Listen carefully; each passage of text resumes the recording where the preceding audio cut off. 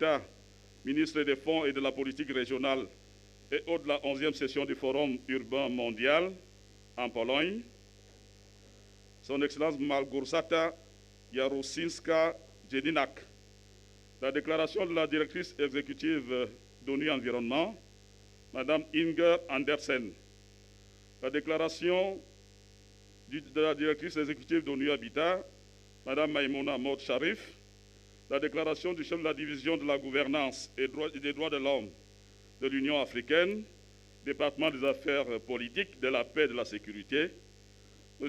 Isaka Garba, la déclaration de la secrétaire générale de CGLU, Madame Emilia Seize, la déclaration du prix Nobel de la paix, le professeur Mohamed Younous, la déclaration de l'ambassadeur régional de la bonne volonté de l'ONU Habitat pour l'Afrique, l'international français de football, Blaise Matuidi, la déclaration de la représentante des jeunes Fridays for Future Uganda, Madame Léa Namugerwa, le discours du représentant du Premier ministre, chef du gouvernement. Et puis, après cette cérémonie, ces prises de parole, nous allons ouvrir la page de la cérémonie de remise des prix au lauréat du parchemin d'honneur d'ONU Habitat par la directrice exécutive d'ONU Habitat, Mme Maïmouna Maud Sharif, et le représentant de M. le Premier ministre, chef du gouvernement. Il y aura les autorités des nouvelles communautés urbaines d'Égypte en dessous qui vont recevoir ces prix. Il y aura également l'association Shining Hope for Communities du Kenya, ainsi que Baoudi, un représentant de Baoudi City en République populaire de Chine. Il y aura également la vidéo de publication conjointe ONU Habitat, Programme des Nations Unies pour l'environnement, intitulée « Inspirer l'action en faveur de la marche et du cyclisme en Afrique » avec Rob de Jong, chef de l'unité de mobilité durable du Programme des Nations Unies pour l'environnement, André Dikous, chef de la section des services urbains de base d'ONU Habitat. Et puis, la dernière cérémonie dans la salle, ce sont les cérémonies de décoration et de remise de prix. Il y aura la remise du prix concours Ville propre, présidé par le directeur général du FECOM, M. Philippe Camille Akwa. Il y a un autre concours d'idées urbaines, présidé par le ministre de l'Habitat et du Développement urbain. Et puis, il y aura la décoration. Non, cette phase a été supprimée. Je voudrais inviter les uns et les autres à bien vouloir vous lever pour l'exécution de l'hymne national au Cameroun par la chorale Tribute Sister.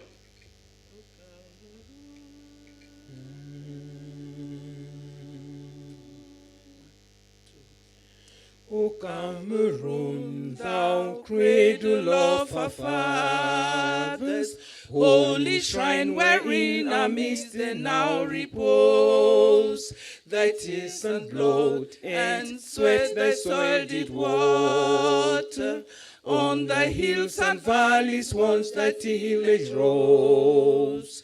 Dear fatherland, thy worth no tongue can tell. How can we ever pay thy due? Thy welfare we will win in toil and love and peace. We'll be to thy name ever true. Land of promise, land of glory, thou of life and joy are only store. Thine be honor, thine devotion, and deep endearment forevermore. O Cameroun, berceau de nos ancêtres, va debout et jaloux de ta liberté. Comme un soleil, ton drapeau fier doit être un symbole ardent de foi et d'unité. Que tous tes enfants du nord au sud, de l'est à l'ouest, à tout amour, te servir, que ce soit leur seul but, pour remplir le devoir toujours. chère patrie, terre chérie, tu es notre seul et vrai bonheur, notre joie et notre vie. À toi l'amour et le grand honneur.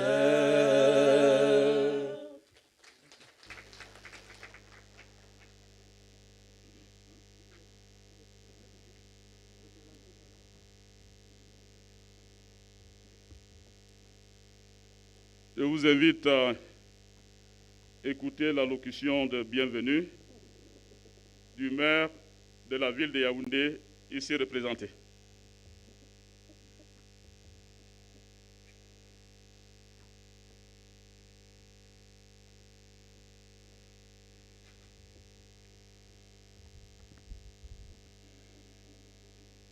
Excellence, Madame le ministre, représentante personnelle du Premier ministre, chef du gouvernement, Madame la directrice exécutive de l'ONU Habitat, distingués invités en vos rangs et grades respectifs, je voudrais ici, à l'occasion de cette importante rencontre, que dis-je, à l'occasion de la journée mondiale de l'habitat qui se célèbre ce 4 octobre 2021, vous souhaitez à vous tous une chaleureuse bienvenue dans cette mythique salle de fête du Conseil régional du Centre. Madame la directrice exécutive, je voudrais vous transmettre le salut du maire de la ville, du conseil de communauté et de l'ensemble des populations de la ville de Yaoundé à l'occasion de votre visite dans notre cher et beau pays, le Cameroun. Je voudrais souhaiter à tous un heureux séjour à Yaoundé, cité capitale, ville aux 7 collines, un séjour agréable dans cette ville qui nous est chère à tous. Je voudrais enfin, au terme de cette rencontre, de cette importante rencontre, que chacun de vous regagne son pays dans la paix. Certainement, j'en suis sûr, avec le souvenir de cette belle capitale en pleine transformation. Je voudrais, pour la fin, exprimer, n'est-ce pas, à tous mes souhaits d'excellent travail à l'occasion de cette rencontre pour que vive l'ONU Habitat, vive le Cameroun et son illustre chef, son Excellence Paul Biya. Je vous remercie.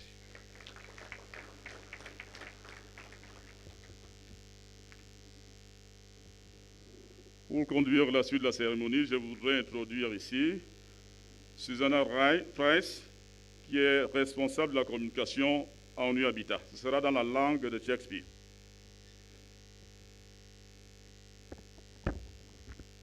Thank you very much, Mr. Oboum, and thank you very much, Mr. Mayor. We're very pleased to be here in your beautiful green city. As you heard, the theme of this year's World Habitat Day is accelerating urban action for a carbon-free world, and this is really a key priority for the United Nations. So we'll now hear a special World Habitat Day message from the Secretary General of the United Nations, Mr. Antonio Guterres, which is read by the UN Habitat Executive Director, Madam Maimouna Mohamed Sharif.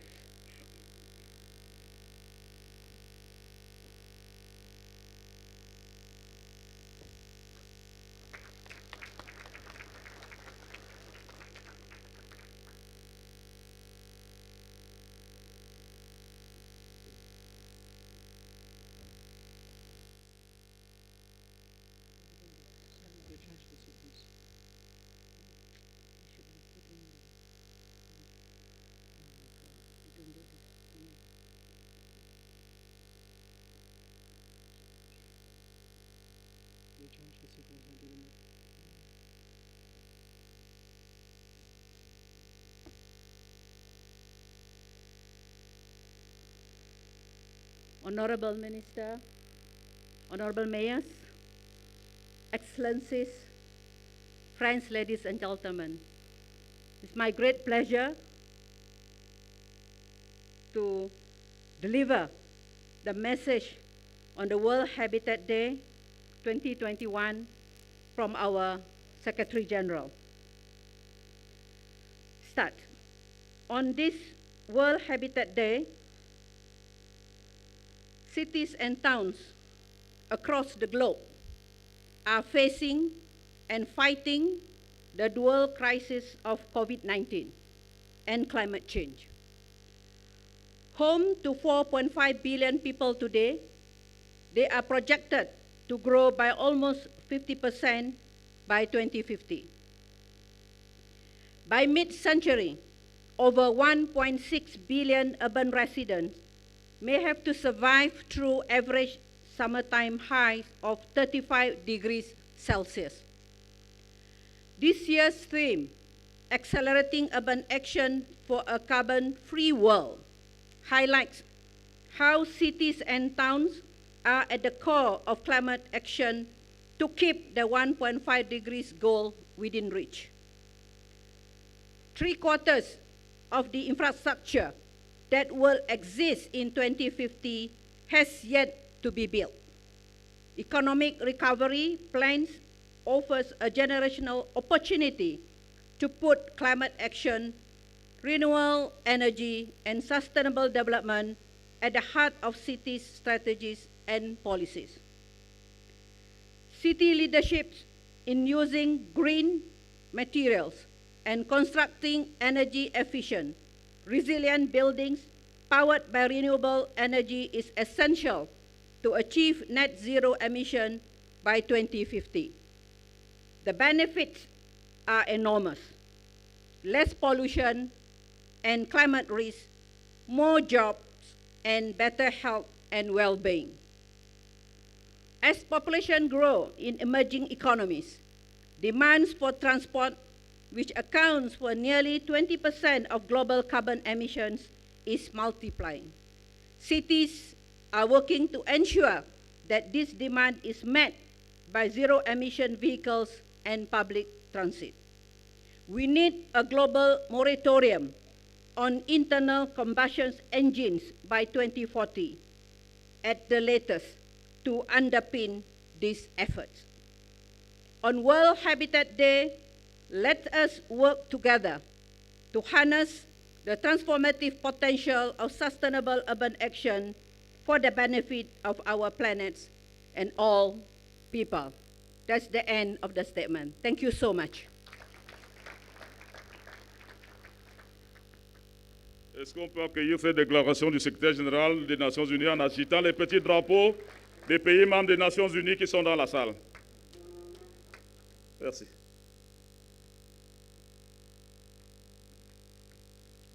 Thank you. Very nice to see all the flags. And thank you so much, Executive Director, for reading that very important message from the UN Secretary General. We will now see a video message from the First Lady of Turkey, Her Excellency Emin Erdogan, who's extremely active on waste issues and environment issues, and who recently received the Wastewise Cities Global Champion Award from UN Habitat.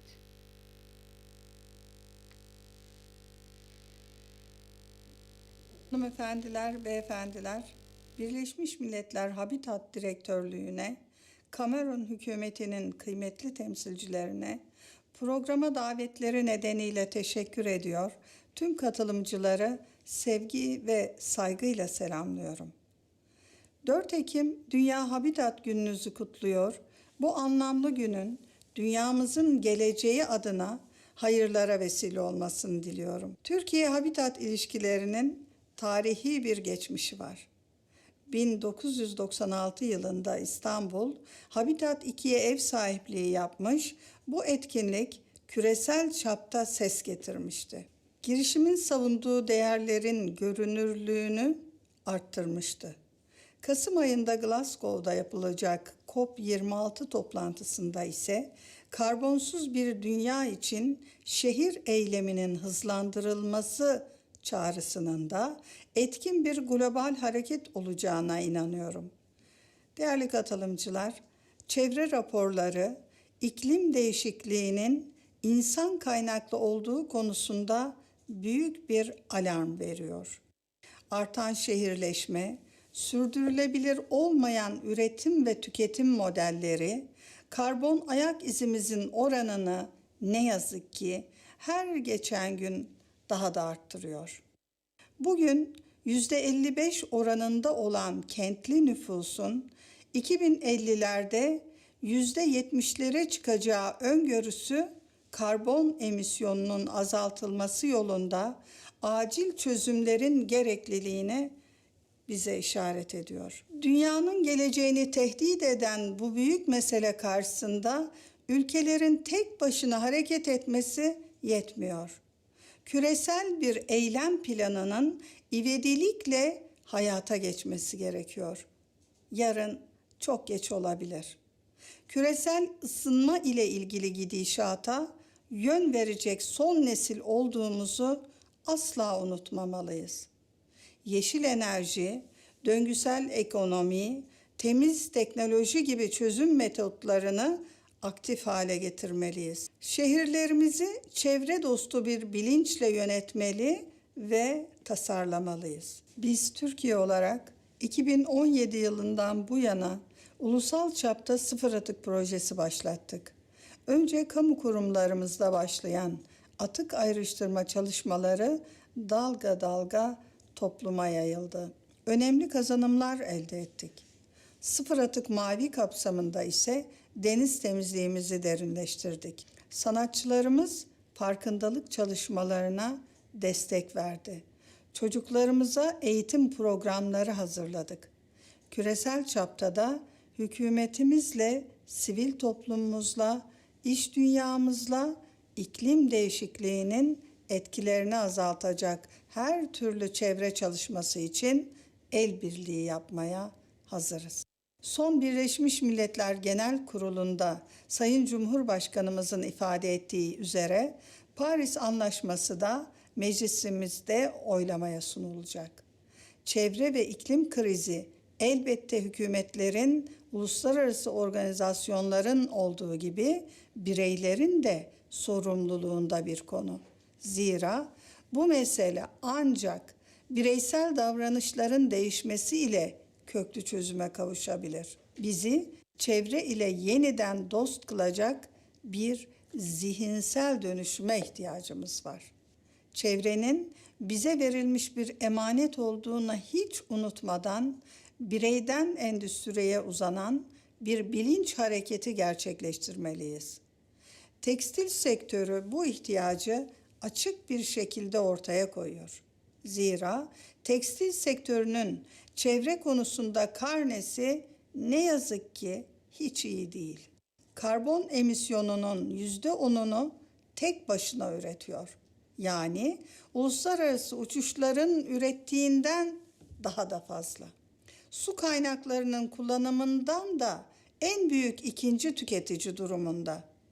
Sadece bir kot pantolonun üretilmesi için 10,8 litre su kullanılıyor. Bütün bunlara karşılık her yıl üretilen tekstil ürünlerinin %85'i çöpe gidiyor. Ürünlerin her yıkanışında yılda 500 bin ton mikrofiber yeryüzü sularına karışıyor. Bu 50 milyar plastik şişe demektir. Mikroplastiklerin doğada kaybolmadığını hepimiz biliyoruz. Balıkların dahi bu döngüden etkilendiği görülüyor. Yani soframıza kadar geliyor. Hülasa, üretimden tüketimine kadar her bilinçsiz adım çevre felaketini kaçınılmaz kılıyor. Değerli katılımcılar, Covid-19 hepimize yeni bir yaşam biçiminin anahtarlarını verdi. Söz gelimi uzaktan çalışma deneyimi, çevre dostu bir iş yaşamının tasarlanmasında yeni bir ufka işaret edebilir. Ulaşımdan klima kullanımına uzanan bu sürecin yeniden planlanması çevre adına yeni kazanımlar için bir imkandır. Daha iyi bir ekolojik gelecek için sosyologların, psikologların, iletişimcilerin hep birlikte çalışmaları gerektiğini düşünüyorum. Bu çabaların yeni bir yaşam kültürünün inşasına katkı vermesini umut ediyorum. Çevre konusu, soluduğumuz hava, içtiğimiz su gibi yaşamsal bir konudur.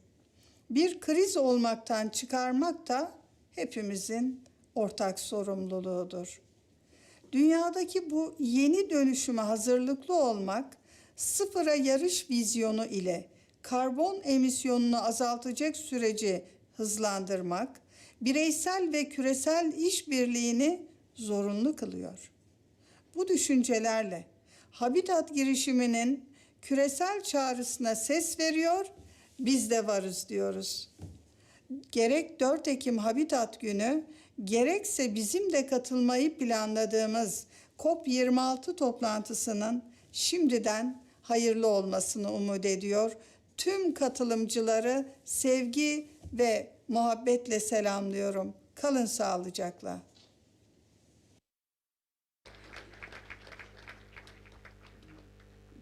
I think we all need to listen to that very powerful message from Her Excellency, the First Lady of Turkey, calling for a global plan and warning that tomorrow will just be too late. As you know, the whole United Nations family works closely together on the issue of combating the climate crisis, and we have an excellent partnership in particular with the United Nations Environment Programme, which, like UN Habitat, has its headquarters in Nairobi. Therefore, I'm very pleased to introduce the Executive Director of UNEP, Ms. Inga Anderson, who is live on the line to address this global observance of World Habitat Day. Executive Director, can you hear us? You can hear me too. Please go ahead. Thank you so very much. And to Your Excellency, Prime Minister Ngutu, and of course to my dear sister, Maimouna Mohammed Sharif, it's a great pleasure to be with you today. Distinguished dignitaries present here today, excellencies, ladies and gentlemen, and dare I say colleagues and friends. The science is clear. We're putting extreme pressure on the planet. The evidence we see with our own eyes is clear. The damage we've caused is harming human health, peace, and prosperity. The triple planetary crisis of climate change, nature, and biodiversity loss and pollution is all around us, affecting every aspect of our lives within every country. Heat waves and storms, food insecurity, dirty air, and water bodies choked with chemicals, and the garbage of our way of life. And the science is also clear that all of this is caused by the human influence and much of it happens in our cities. Urban areas account for over 70% of greenhouse gas emissions. Unsustainable consumption and production in cities spreads its impact into nature, which sends the impacts back with interest. Even an optimistic target of limiting global warming to 1.5 degrees increase in global temperatures could cause global shifts that leave cities facing the challenges of sea level rise, an increase in tropical cyclones, more storm surges and heat waves, and that puts people and infrastructure at risk.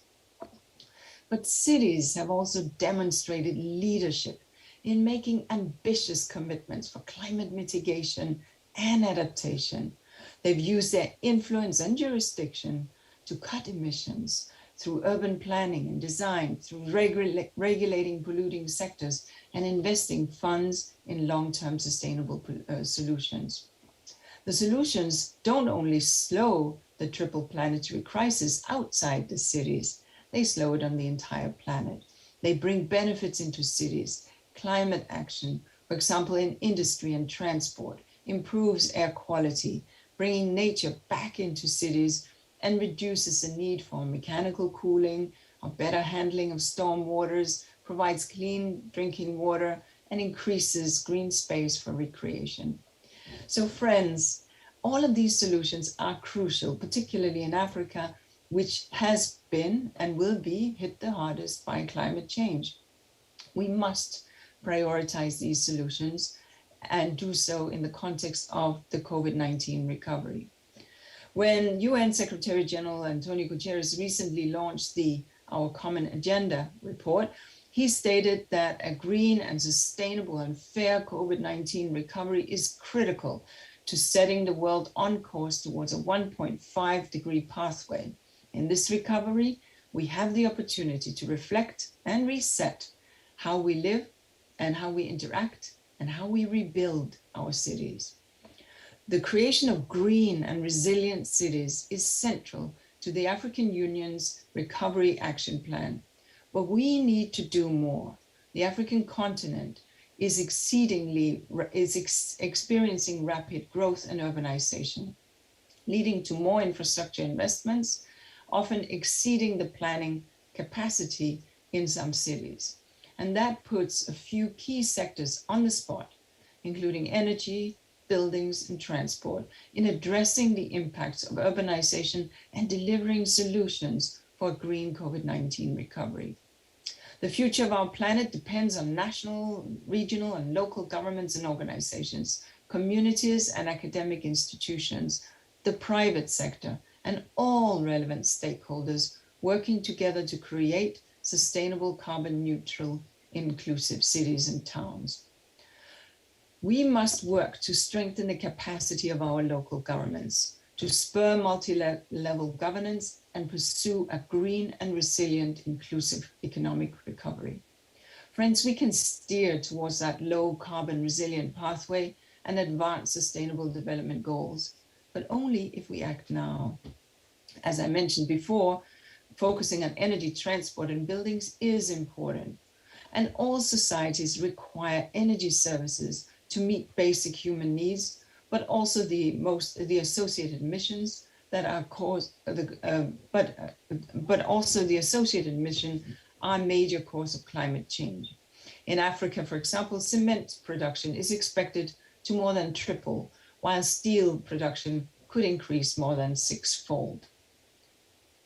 So equal collaboration between sectors is key to addressing cross-cutting issues. Look at cities. We often see that essential urban functions are managed in isolation. The predominant urban development model is outdated, not in tune with the different trends, but the pandemic highlighted the need to collaborate for human health and environment across sectors.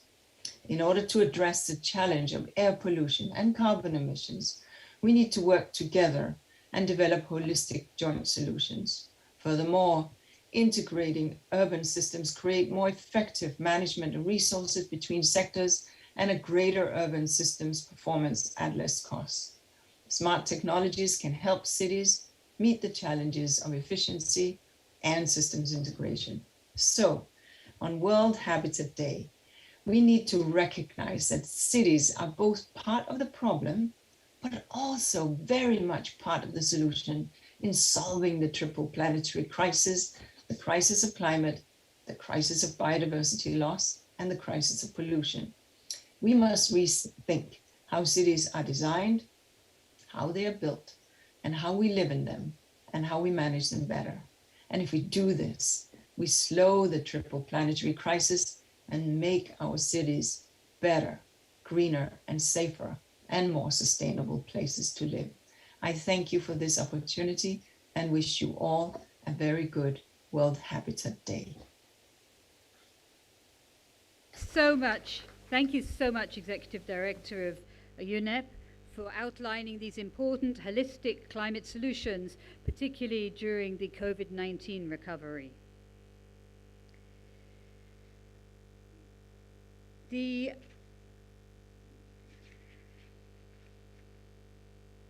Next year, UN Habitat will hold the 11th World Urban Forum, the world's premier global conference on cities, in Katowice, Poland, and you are all warmly invited to come.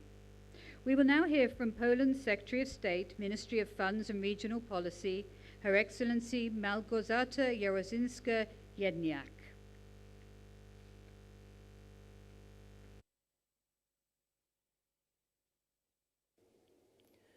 Honorable Prime Minister, Honorable Secretary General, dear Executive Director, dear Maimuna, distinguished guests of the World Habitat Day, ladies and gentlemen. It's my great pleasure and honor to speak to you today during the World Habitat Day. This day is a great initiative of the UN Habitat to remind the world that we all have the power and responsibility to shape the future of our cities and towns. I think that this year's theme, Accelerating Urban Action for a Carbon-Free World, is especially close to our hearts and a very urgent issue to address. It's also the very last moment for us to make a brave change. We believe that the World Urban Forum could be an excellent opportunity to discuss the challenges of contemporary urbanization and to promote the sustainable transformation of cities. As you probably know, Poland will be hosting the next World Urban Forum. It will take place from 26th to 30th of June 2022 in the city of Katowice. The 11th session of World Urban Forum will take place in the Central Eastern European city for the first time in history.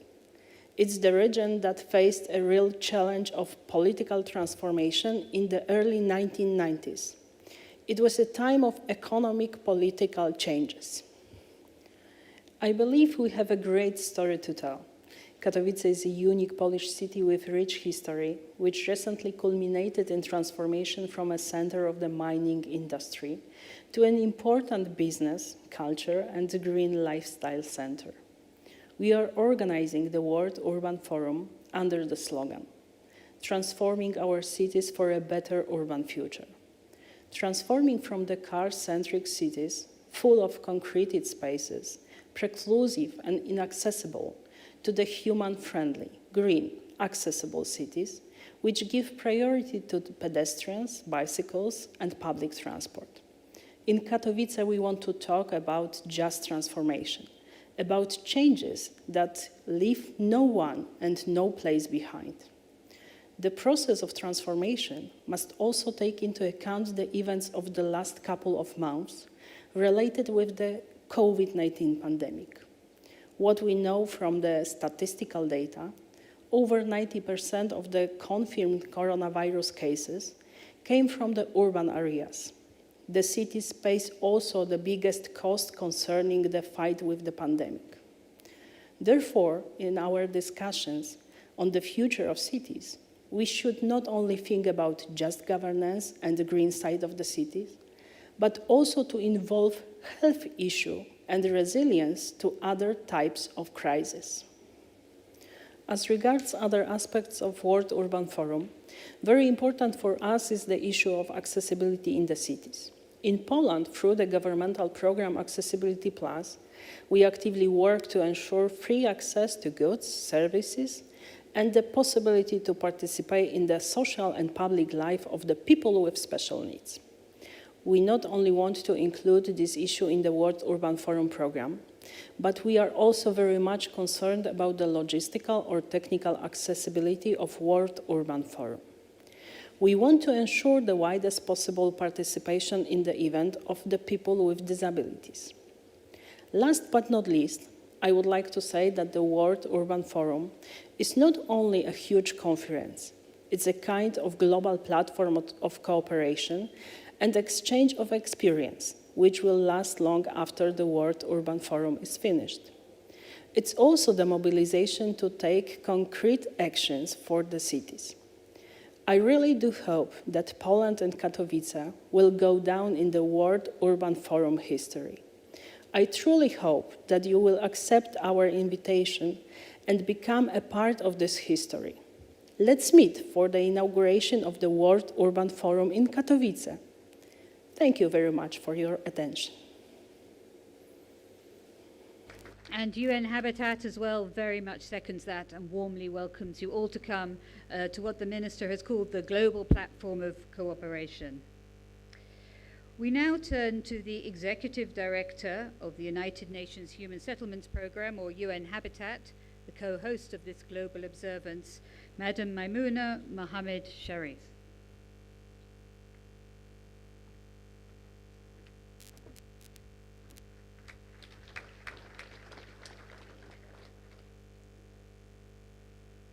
Thank you, Susie. The Honorable Minister, Madam Celestine, my sister, Minister of Housing and Urban Development, Honorable Mayors, Excellencies, my colleagues from United Nations, ladies and gentlemen, Assalamualaikum warahmatullahi wabarakatuh. A very good morning to all of you. I would like to welcome all honorable guests, both here with us in person in Yaoundé or joining us online to the 2021 Global Observance of World Habitat Day. I would like to start by thanking our generous host, the government of the Republic of Cameroon and the city of Yaoundé, for organizing this excellent global observance. My congratulations for a week of related events. This World Habitat Day, we are calling for urgent action for all of us to double our efforts towards a carbon-free world. We are already seeing the drastic impact of global warming on changing weather patterns.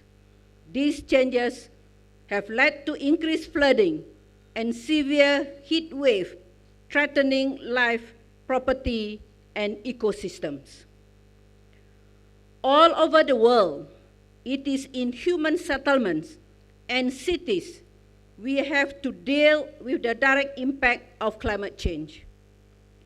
We now have increasing number of climate refugees and the increased spread of disease that is faced by communities who are least responsible for the climate crisis. Meanwhile, despite the best intention of Paris Agreement, global greenhouse emissions continue to rise. If we are to avoid the worst case scenario, scientists advise that global greenhouse gas emissions will need to drop by half by 2030, which must reach net zero around 2050. If we reach net zero by 2040, the chance of holding global warming to 1.5 degrees Celsius is considerably higher. But how do we do this? Fortunately, many of the solutions already lie within our grasp, and many of them are in cities, as the Coalition for Urban Transition advises. By taking strategic action in our 4 key sectors: electricity, buildings, mobility, and waste management, cities could achieve 90% or more of their fair share of 2030 emission targets and build the knowledge they need to reach net zero by 2050. I would like to briefly look at these 4 crucial urban sectors. First, electricity. Cities are responsible for around 70% of global energy consumption. We need to decarbonize the energy grid, while utilities and regulators need to play a central role. Cities can encourage the build-up of renewable sources of energy. Since 2009, the cost of renewable electricity has plummeted for both solar and wind power, and capital costs are projected to fall by a quarter or more over the next several years. Governments should look to energy sources such as sunshine, wind, geothermal, and even municipal organic waste. Local governments have an important role to play in adopting smart grid systems and promoting decentralized energy that uses, for example, rooftop solar to produce cleaner and more accessible energy. Second, on buildings. In buildings around the world, heating and cooling account for between 35 and 60% of total energy demand. We need to ensure that new buildings optimize energy use through techniques such as natural lighting, proper insulation, and digital technology. New buildings should also be constructed using fewer and more sustainable materials. At the same time, we need to retrofit our existing buildings to make them more resource efficient. Making buildings more efficient not only cut carbon emissions, it could also produce some 79 million new and greener jobs by 2030. Let's look at mobility. Transport is the fastest growing source of emissions.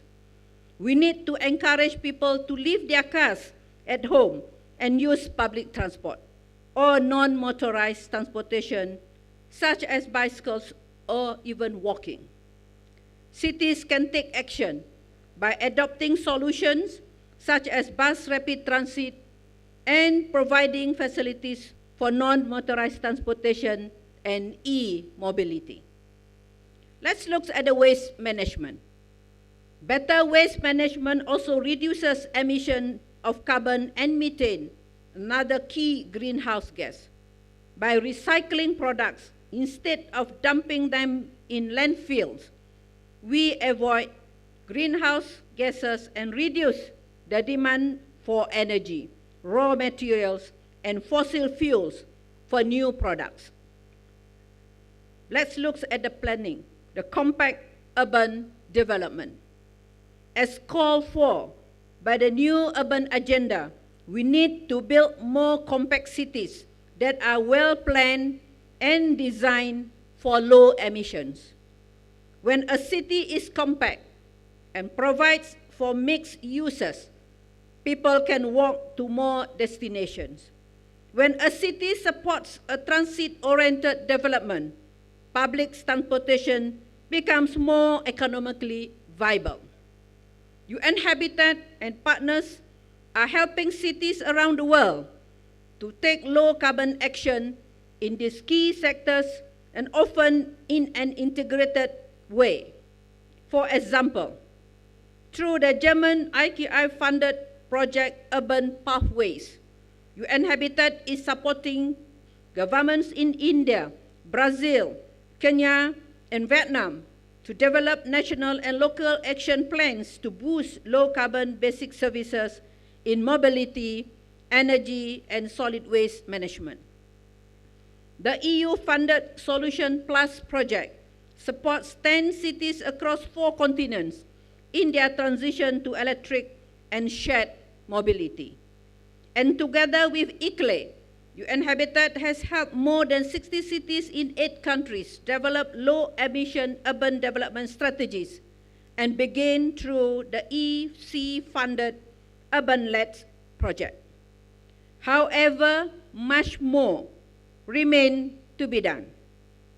Today, as an executive director of UN Habitat and as a former mayor myself in Penang, I call on mayors and city managers to accelerate climate action by joining global initiatives.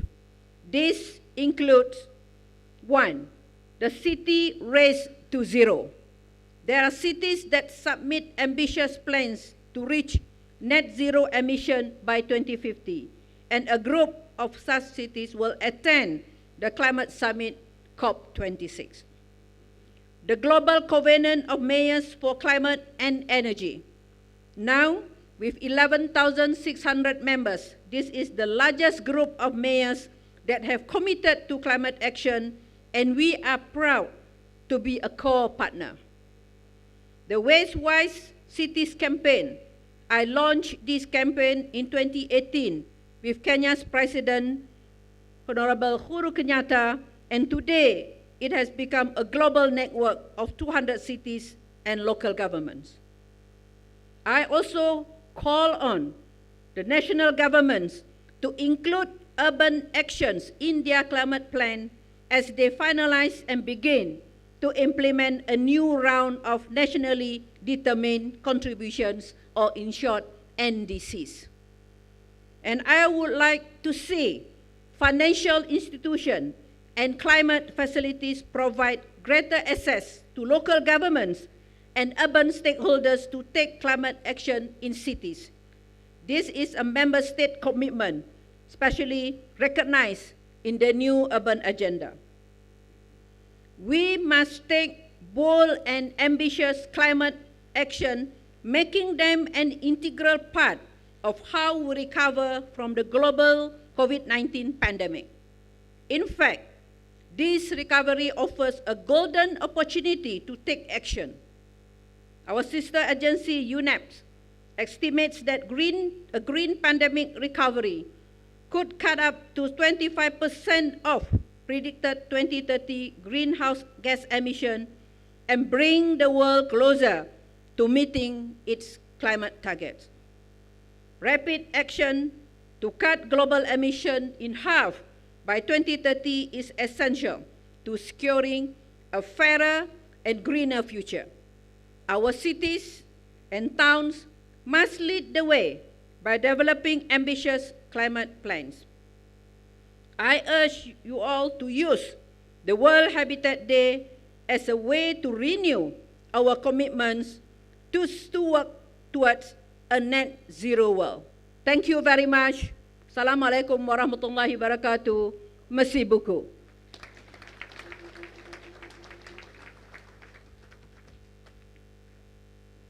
De nombreuses pistes pour réduire les émissions de gaz à effet de serre évoquées dans sa déclaration par Mme Maïmouna Morsharif, qui, je vous le rappelle, est une ancienne maire de la ville de Penang en Malaisie.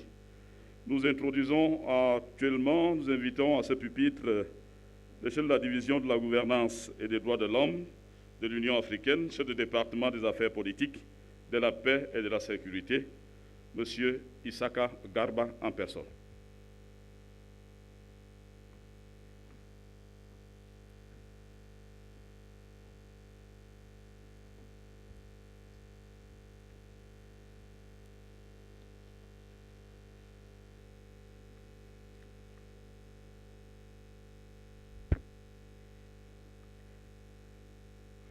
Excellences, Madame le ministre, représentante du Premier ministre, chef du gouvernement de la République du Cameroun, Mesdames et Messieurs les membres du gouvernement de la République du Cameroun, Madame la directrice exécutive de ONU Habitat, Monsieur le coordinateur du système, le coordinateur résident du système des Nations Unies au Cameroun, Monsieur le ministre du Développement urbain de la République arabe d'Égypte, Mesdames et Messieurs les ambassadeurs, chefs de mission diplomatique et organisations internationales accréditées à la République du Cameroun, Madame Emilia Seiz, secrétaire général CGLIA Monde, Monsieur le secrétaire général CGLIA Afrique, Mesdames et Messieurs les représentants des régions, Monsieur le représentant du maire de Yaoundé, Mesdames et Messieurs les représentants des ordres professionnels, distingués invités, Mesdames et Messieurs, tout protocole dûment suivi. Bonjour, c'est pour moi un grand honneur de prendre la parole à cette occasion solennelle de la célébration de la Journée mondiale de l'habitat au nom de son Excellence Monsieur l'ambassadeur Bankole Adeoye, commissaire aux affaires politiques, à la paix et à la sécurité de l'Union africaine. Le commissaire Bankole aurait souhaité être présent ici dans cette belle ville hospitalière de Yaoundé, pour s'adresser à vous personnellement, Excellence, mais malheureusement, des événements aussi importants que cette célébration l'ont empêché d'être des vôtres. Il m'a donc chargé, Excellence, de vous transmettre ces chaleureuses et différentes salutations, ainsi que ses vœux de réussite pour la présente célébration de la Journée mondiale de l'habitat. Permettez-moi, Excellence, au nom de la Commission de l'Union africaine, de remercier le gouvernement camerounais et ONU Habitat pour l'invitation adressée à la Commission de l'Union africaine pour prendre part à la présente célébration de la Journée mondiale de l'habitat 2021, ainsi que pour les commodités qui nous ont été offertes durant notre séjour à Yaoundé. Excellences, distingués participants, Mesdames et Messieurs, le thème choisi pour la célébration de la Journée mondiale de l'habitat cette année 2021 ici à Yaoundé est en écho à l'alerte très forte donnée par les experts du groupe d'experts intergouvernemental sur l'évolution du climat, sur l'urgence climatique. Les actions en cours de réalisation dans le cadre des contributions définies au niveau national pour la mise en œuvre de l'accord de Paris sont sur une trajectoire menant à un réchauffement climatique de l'ordre de 3 degrés d'ici la fin du siècle, alors qu'il est établi qu'au-delà de 2 degrés Celsius de réchauffement de la planète, les événements climatiques deviennent difficilement prévisibles. Bien que l'Afrique n'ait pas contribué à la situation actuelle, elle subit néanmoins de graves conséquences des changements climatiques. Comme l'ont montré des scientifiques de l'ONU, des millions d'Africains ont déjà connu des vagues de chaleur sans précédent, des épisodes de précipitations extrêmes et la montée du niveau des océans, des changements qui ont une incidence sur les moyens de subsistance, exacerbent l'insécurité alimentaire, intensifient la compétition pour les ressources et raréfient les ressources d'eau et accélèrent la migration. À titre d'exemple, nous avons connu les cyclones Haïda et les cyclones Kenneth. Comme vous le savez sans doute, l'Union africaine est mobilisée au plus haut niveau sur ces questions à travers le comité des chefs d'État africains sur les changements climatiques et au niveau ministériel à travers la conférence africaine des ministres de l'Environnement, AMSEN.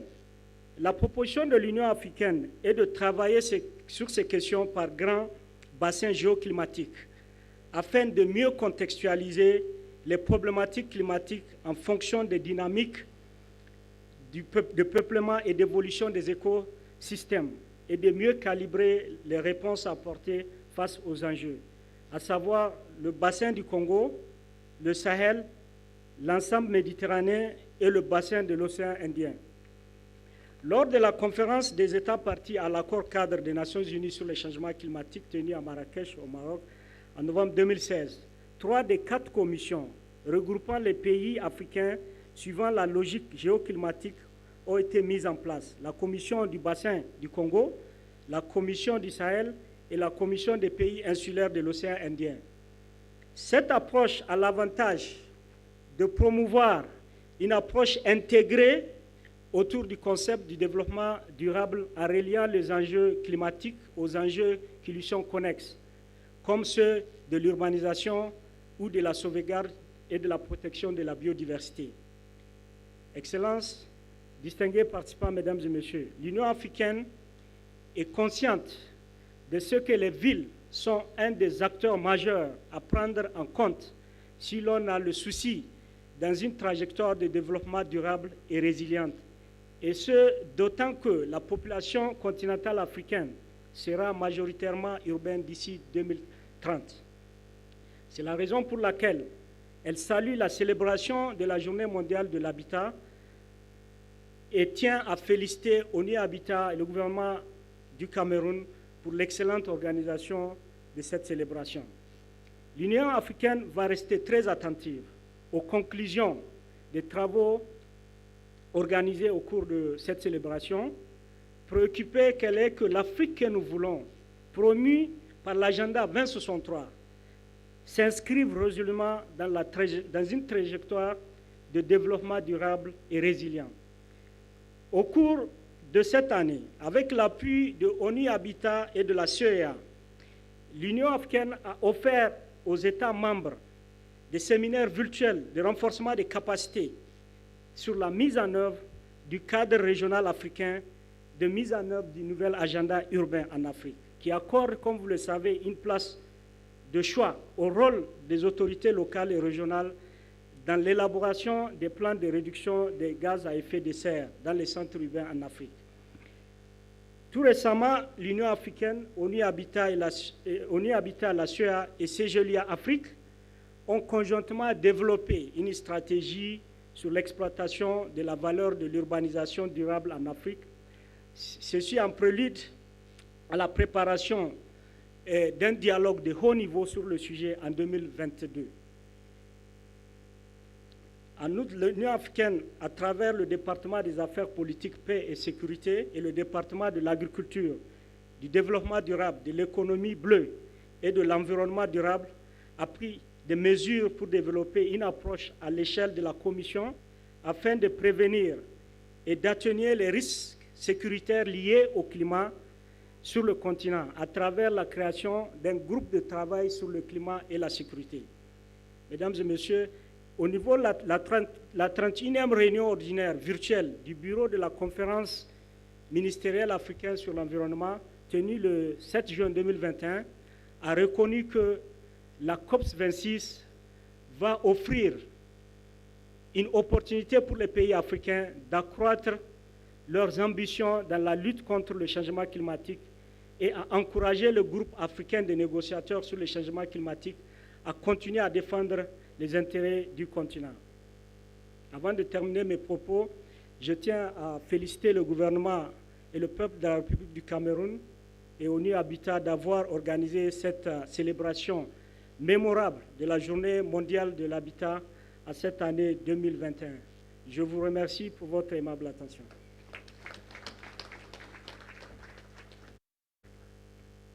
Thank you very much for those very important statements. One of our most active networks in this region is the United Cities and Local Governments, or UCLG network.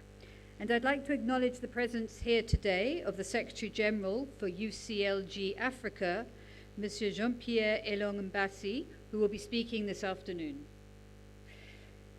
But for now, we have a video statement from UCLG's Secretary General, Ms. Amelia Saïd.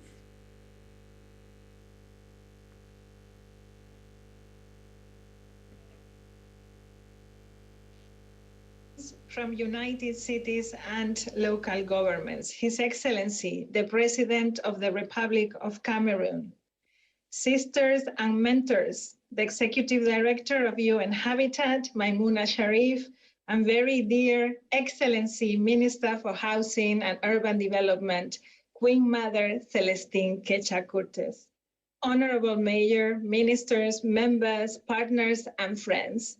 World Habitat Day is a very special day for our constituency of local and regional governments. More so this year with a ceremony in Cameroon, the cradle of great municipal activists and leaders that have played and will continue to play a key role in the century-old movement that United Cities and Local Governments represents. With pain in my heart for not being able to be with you in person today in beautiful Yaoundé, I can assure you that your voices and your vision will echo through United Cities and Local Governments the world round. Greetings from our leadership. The theme for this year's World Habitat Day, Accelerating Urban Action for Carbon-Free World, is a very critical topic for all of us. Cities is the space where a lot of our carbon emissions take place. But I would dare say that it is not the space that is responsible for those emissions only. The World Habitat Day this year needs to be indeed in the light of taking responsibility for the reduction of carbon emissions. Yes, it needs to be, but it also needs to be in the light of justice, of climate justice, of shared responsibility. It needs to be about solidarity, not only among countries, but also among people, among communities. There are many displaced people and populations due to climate change, and those numbers will only increase and grow in the coming years. There is no city, no single level of government, no single country that is able to deal with this alone. Our world and our societies are changing at a dizzying pace through the pandemic and through the climate crisis. We see urbanization growing at the same rate. Getting cities right will be critical indeed, and is a tool that we cannot avoid dealing with. If we want to deal with the challenges that our humanity is facing, we need to get cities and territories right. Not only big cities, but also medium-sized cities and the territories around them. Technical solutions will not be enough for the kind of transformation that we are asking our communities to assume and to embrace. Equitable, livable, resilient societies in solidarity and empathetic with democratic values, with sustainable vision, will need to emerge at the local level. These ideas will only be possible if the communities are behind them, because we will be asking for sacrifices, for more sacrifices, for those that have already sacrificed a lot. We can also not do it alone. We will need the support of national governments to tackle many of the challenges that we are discussing. We will need national governments to support cities to adopt technically feasible and available low carbon measures around buildings, sustainable buildings, around sustainable transportation, around different types of materials. The new urban agenda is a great tool to address these challenges. It is an enabler of the Sustainable Development Goals. It is an enabler of the Sustainable Development Goal 11 that sets out the kind of cities that we want for the future. The world has no boundaries today, and so we will only be able to do this together. We hope to stimulate a new relationship with nature. Ecologism is the way forward. The Green Deal, a worldwide just Green Deal. We will need to transform models, go beyond mitigation and adaptation strategy. We will need proximity, municipalism, a new type of leadership to deal with this. And we will need feminism, we will need equality, we will need accessibility to allow us to go for those transitions. Count on us, on United Cities and local governments as a network of networks, as a space where we serve the communities to continue shaping the agenda of the future together. Thank you.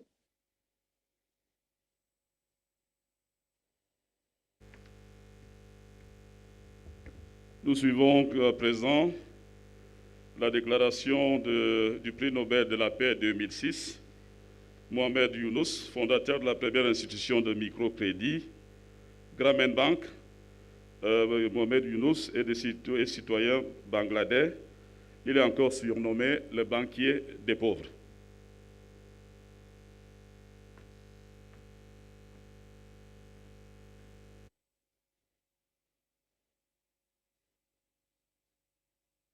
Hello, I'm Mohamed Younous.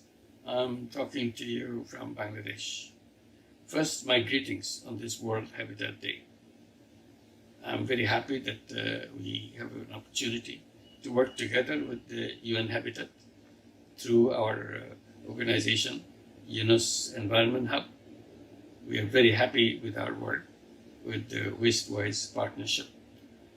This is just a small piece of the big problem that we have to face right now.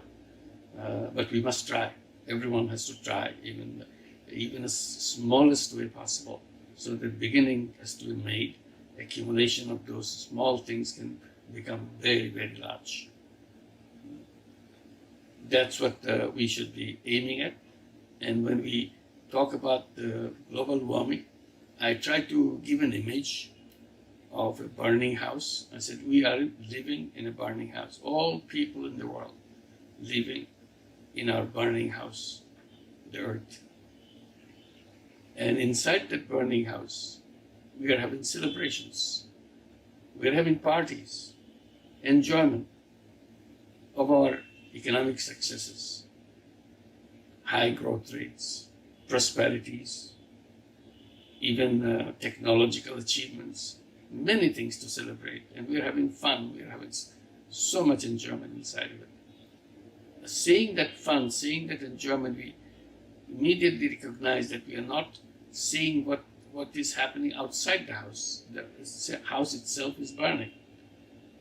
And very soon, everything that we are doing inside will be totally meaningless because all burnt out. And that's what IPCC report is saying. IPCC report 2021 just came out. It's saying that we are in big, big danger. They highlight the urgency of it, immediacy of it. We have to act. We have to take actions to make a world free from global warming. We have to create a world of zero net carbon emission so that we neutralize everything.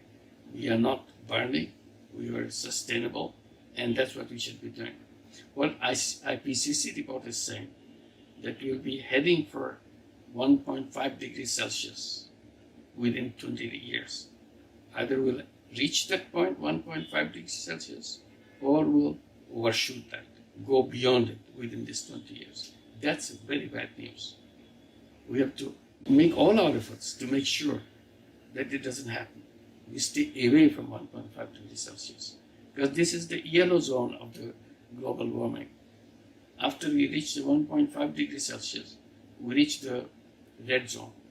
We don't want to get into the red zone. Red zone will be something that we cannot come back again. We cannot, even if you try our best, it will be extremely difficult to make this planet livable. That's where we are right now.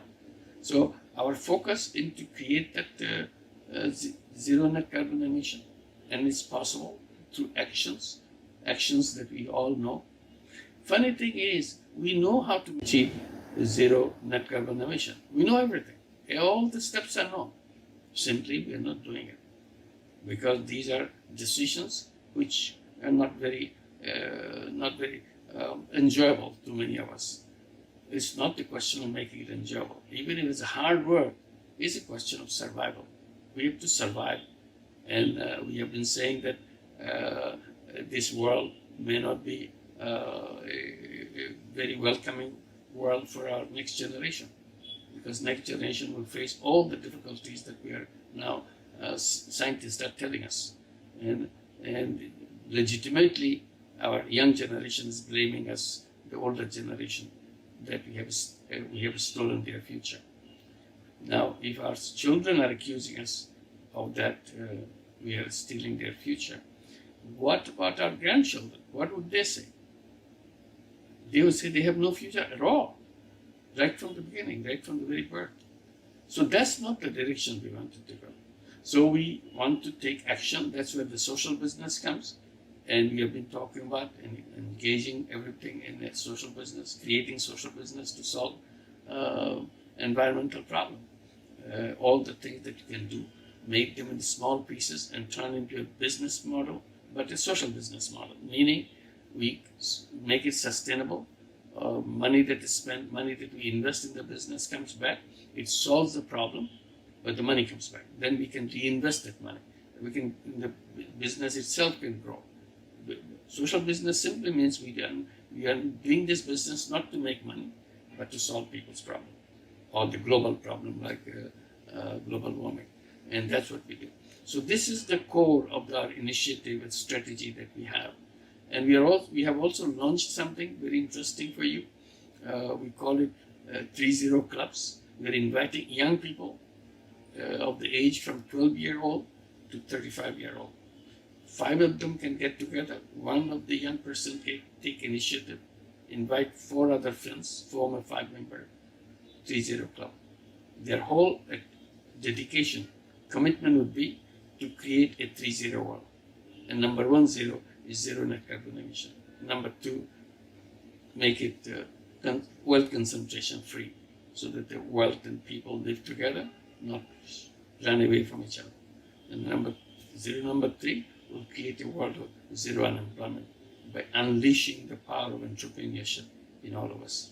So I invite you to create those 3-0 clubs if you fall in that age group.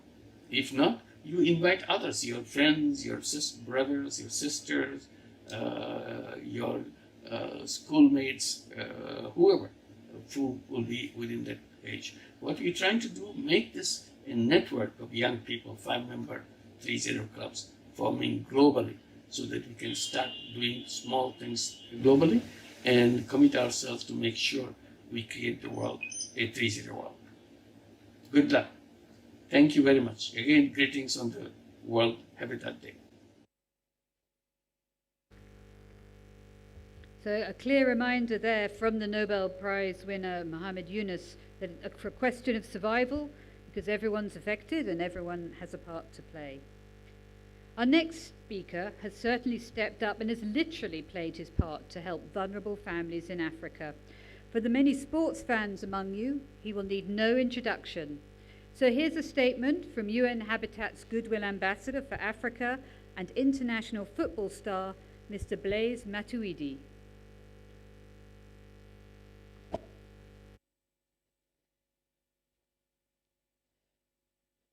Bonjour à tous, c'est Blaise Matuidi qui vous parle. Je suis heureux de participer en visio aux célébrations de la Journée mondiale de l'habitat. Je suis honoré que l'ONU Habitat m'ait désigné comme ambassadeur de bonne volonté pour l'amélioration des conditions de vie des millions de personnes vivant dans les quartiers précaires en Afrique, composés en majorité d'enfants et de femmes. C'est pour cette raison que mon association Les Tremplins Blaise Matuidi s'est associée à l'ONU Habitat afin de s'assurer que le processus d'urbanisation ouvre des perspectives meilleures pour la population vivant dans les bidonvilles en Afrique à travers l'accès aux services de base, à l'emploi et à la sécurité. Je veux aussi soutenir le thème de cette journée mondiale de l'habitat 2021 qui est une ville sans carbone. Nous devons œuvrer pour diminuer les conséquences des changements climatiques sur le cadre de vie des populations vulnérables. Je vous souhaite à tous une bonne journée.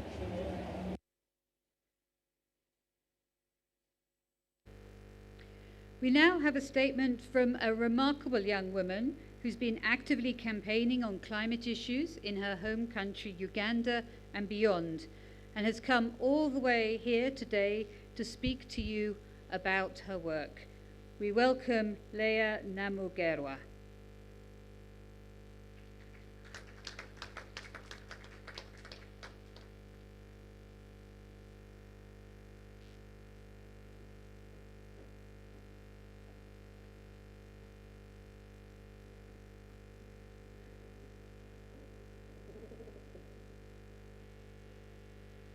Bonjour. My name is Leah Namgera. I'm a climate activist from Uganda, fighting for everyone in survival. I call myself the voice of the voiceless Africans. Ever since I got to know about climate change, my heart is saddened. It feels like I'm living a nightmare. My dreams are frustrated. My future is stolen. My present is broken. The climate isn't safe. And from that time, I stopped living like a child. I no longer cut cake on my birthdays. I instead plant trees as one of the ways to give back to the planet, to our dying planet. I mean, what better way to celebrate a birthday than to give a gift of life, which is a tree. I volunteered to be that wake-up call to the sleeping humans anytime I get an opportunity. The planet is undergoing a massive, uncontrolled experiment, rapidly revealing what happens when 2.6 million pounds of carbon dioxide per second, and still rising, are added to the atmosphere. All of humanity is participating in this experiment, either directly contributing to it or feeling its impacts. Humans have already warmed the planet by at least 1 degree Celsius by burning fossil fuels that eject heat-trapping gases into the atmosphere. Almost every part of the world is experiencing the effects of climate change. Half of the global population already lives in cities, and by 2050, 2/3 of the world's people are expected to live in urban areas. But one of the most pressing problems facing cities is environmental degradation. There are for poor air and water quality, insufficient water availability, waste disposal problems, and high energy consumption will worsen by the increasing population and demands of urban environments. Strong city planning will be essential in managing this and other difficulties as the world urban areas swell. If you aren't terrified by the climate breakdown, you don't understand its full irreversible implications. Strong city planning will be essential in managing this and other difficulties as the world urban areas swell. This is just the truth, and there's a good reason to say it.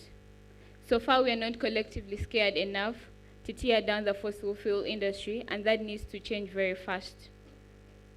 When the world is trying to break away from fossil fuel, my nation and its neighbors are building a crude oil pipe. There are so many untold stories about the construction of the East African crude oil pipe, which is known as ECOP. It is so hurting that no one is bothered of the lost forest cover during the construction. No one is bothered of the lost homes of very many animals. No one is talking about the number of wild animals lost every day because of the construction of the East African crude oil. Who is there to stand in for the voiceless? Who cares what that happens out of the things that are achieved? In order to get to net zero, there's going to be need for governments to take bold decisions. We are not breaking our dependence on fossil fuels nearly fast enough.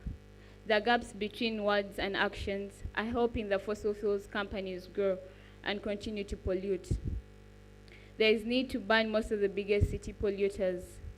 Cities have to come up with strategies for reducing overall car use and promote emission-free modes of travel like walking and cycling, and even encourage public transport, which has to be convenient, accessible, and affordable to convince people to use. Low carbon architecture is a very important sector that needs to be given quality time. The world has witnessed what Mother Nature can do when not planned for. The stability of nature can no longer be taken for granted. It is wise for low carbon design of buildings to go hand in hand with features that help mitigate the existing impacts of climate change, like heavy rainfalls and high temperatures. The way we get and use our energy consumes natural resources and emits greenhouse gases. You know, I'm getting tired of we are running out of time to act. Every year we keep saying the same thing. What are we waiting for? For the last tree to be cut? The last river to dry? What is that you are waiting for to see and know that we already ran out of time? There is an urgent need to turn to renewable energy to achieve a better, just, and more sustainable future for the planet. We must come together and through grassroots advocacy, create the change we need to see. We can all make a difference. It is time for our leaders to act because our future depends on it. Thank you so much.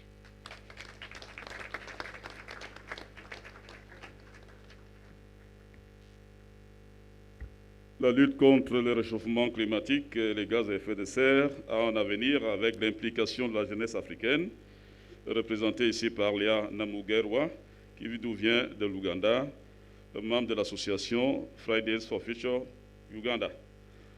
À présent, nous allons demander à Easy Group de nous introduire une vidéo qui a été préparée à l'occasion de l'événement qui nous rassemble dans cette salle. Cette vidéo va précéder la prise de parole de la représentante du Premier ministre, chef du gouvernement, en la personne de Mme Célestine Ketcha-Courtes, ministre de l'Habitat et du Développement urbain du Cameroun. La vidéo, s'il vous plaît, Easy Group.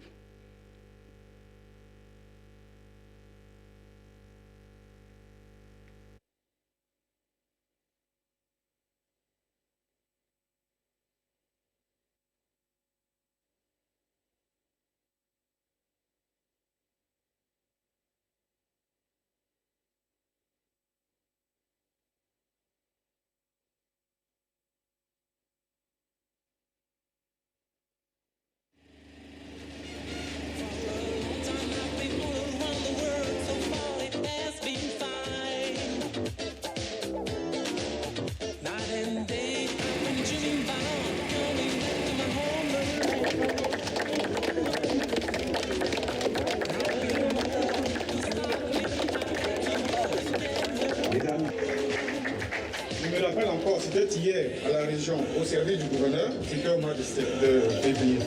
Elle a promis et nous sommes là aujourd'hui. Vive la République, vive son excellence. Merci. Vous pouvez m'appeler le chien de chasse du président de la République, un chien blanc. Le chien de chasse. Quand le président montre l'orientation, on fonce. Quand il montre l'orientation, on fonce. Et sa pression sur nous, membres du gouvernement, est au profit des populations camerounaises qu'il affectionne tant. Il y a eu ce problème de copropriété qui est un concept nouveau pour nous, Camerounais, de syndic de copropriété. Le processus de son implantation prend du temps, mais on peut se réjouir à ce jour du fait que la situation est en train d'être maîtrisée et vous allez avoir vos clés. Les problèmes administratifs, c'est des problèmes administratifs. Chacun a déjà son appartement, son numéro et sa clé. Chers acquéreurs, je voudrais simplement rassurer les uns et les autres de ce que mon département ministériel, chien de chasse du président de la République, a pour ambition majeure de contribuer à l'atteinte de l'objectif visé par le chef de l'État, à savoir loger les Camerounais and leaving no one behind. On ne laissera personne derrière. D'où la subvention et l'accompagnement au financement qui vous seront transmises. C'est la raison pour laquelle je mets et je mettrai un point d'honneur à l'achèvement de ces projets par les entreprises sur les différents sites, afin que les acquéreurs qui ont payé de leur argent pour avoir ces logements puissent les intégrer au fur et à mesure. Permettez-moi de saluer ce que j'ai vu ce matin. Le comité de développement fait des jeunes habitants de cette cité-site de Bamabakoko. Je voudrais qu'on applaudisse cette initiative. Le CODECIMAP, qui est une interface de collaboration pour les résidents entre eux d'une part et avec les administrations en charge de notre cité d'autre part. Cette jeune association a été mise sur pied par les résidents pour veiller à l'amélioration de leur cadre de vie et contribuer à l'entretien de ce joyau architectural promis et réalisé par son Excellence M. Paul Biya, président de la République du Cameroun, à qui nous disons merci. Nous voulons ici reconnaître que beaucoup d'efforts sont consentis pour le bien-être des populations résidentes de cette cité. Car au-delà des logements, plusieurs commodités ont été mises en place. Nous pouvons énumérer, entre autres, la création d'un centre de santé qui est là, un espace dédié au futur marché qui est là, juste derrière nous, des postes de police, l'éclairage public, une école, des trains d'évacuation d'eau et bien d'autres choses.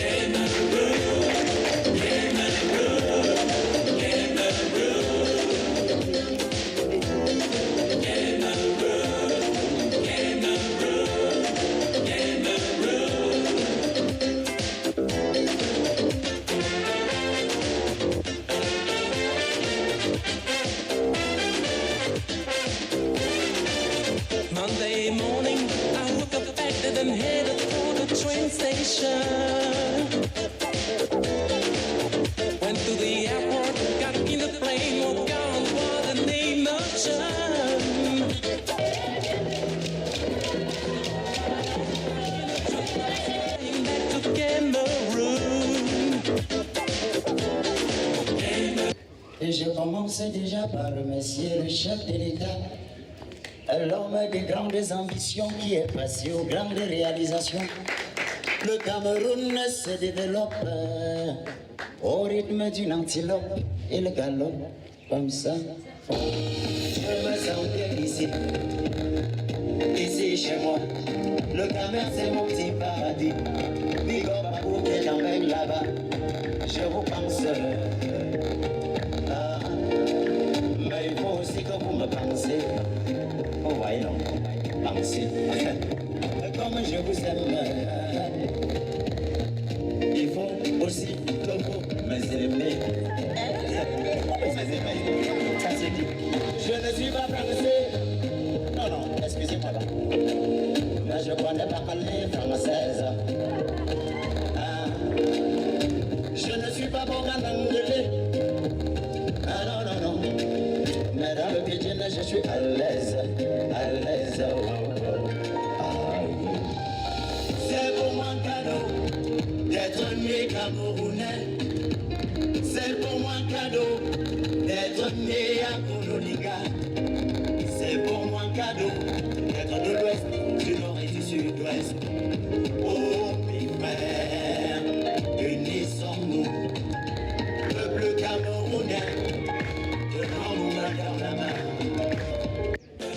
Madame le ministre, très chers membres du gouvernement, en ce jour, nous voulons d'abord remercier le président de la République, son Excellence Paul Biya, qui, dans sa vision saine et claire, a pensé à ce projet, l'a instruit et l'a mis en œuvre à travers les membres du gouvernement, ainsi représentés par Madame le ministre et par Monsieur le ministre des Domaines et du Cadastre. Nous vous disons merci. Nous voulons particulièrement témoigner de notre gratitude à Madame le ministre pour votre bon sens et surtout l'attention que vous avez accordée à ce projet du chef de l'État dès votre nomination.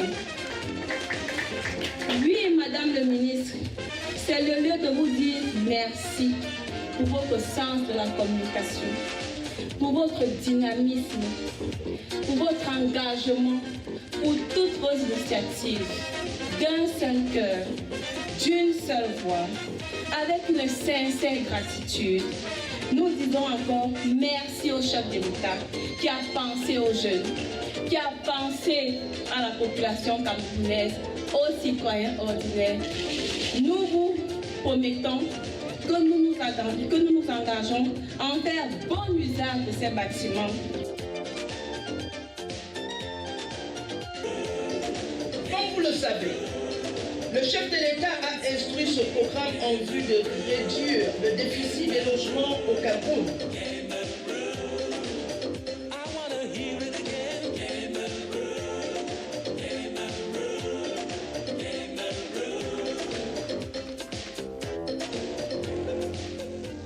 Merci. Cette vidéo, c'est la vidéo du 237. On a beaucoup plus vu le vert ou jaune, le drapeau tricolore, mais dans cette salle, nous ne sommes pas que le Cameroun. Il y a d'autres nations, d'autres États qui sont là. Est-ce qu'on peut voir les drapeaux des pays membres des Nations Unies qui sont présents ce matin parmi nous? Merci. Je vous invite à présent à suivre le discours du représentant du Premier ministre, chef du gouvernement, en la personne de Mme Célestine Ketcha-Cortés, ministre de l'Habitat et du Développement urbain du Cameroun.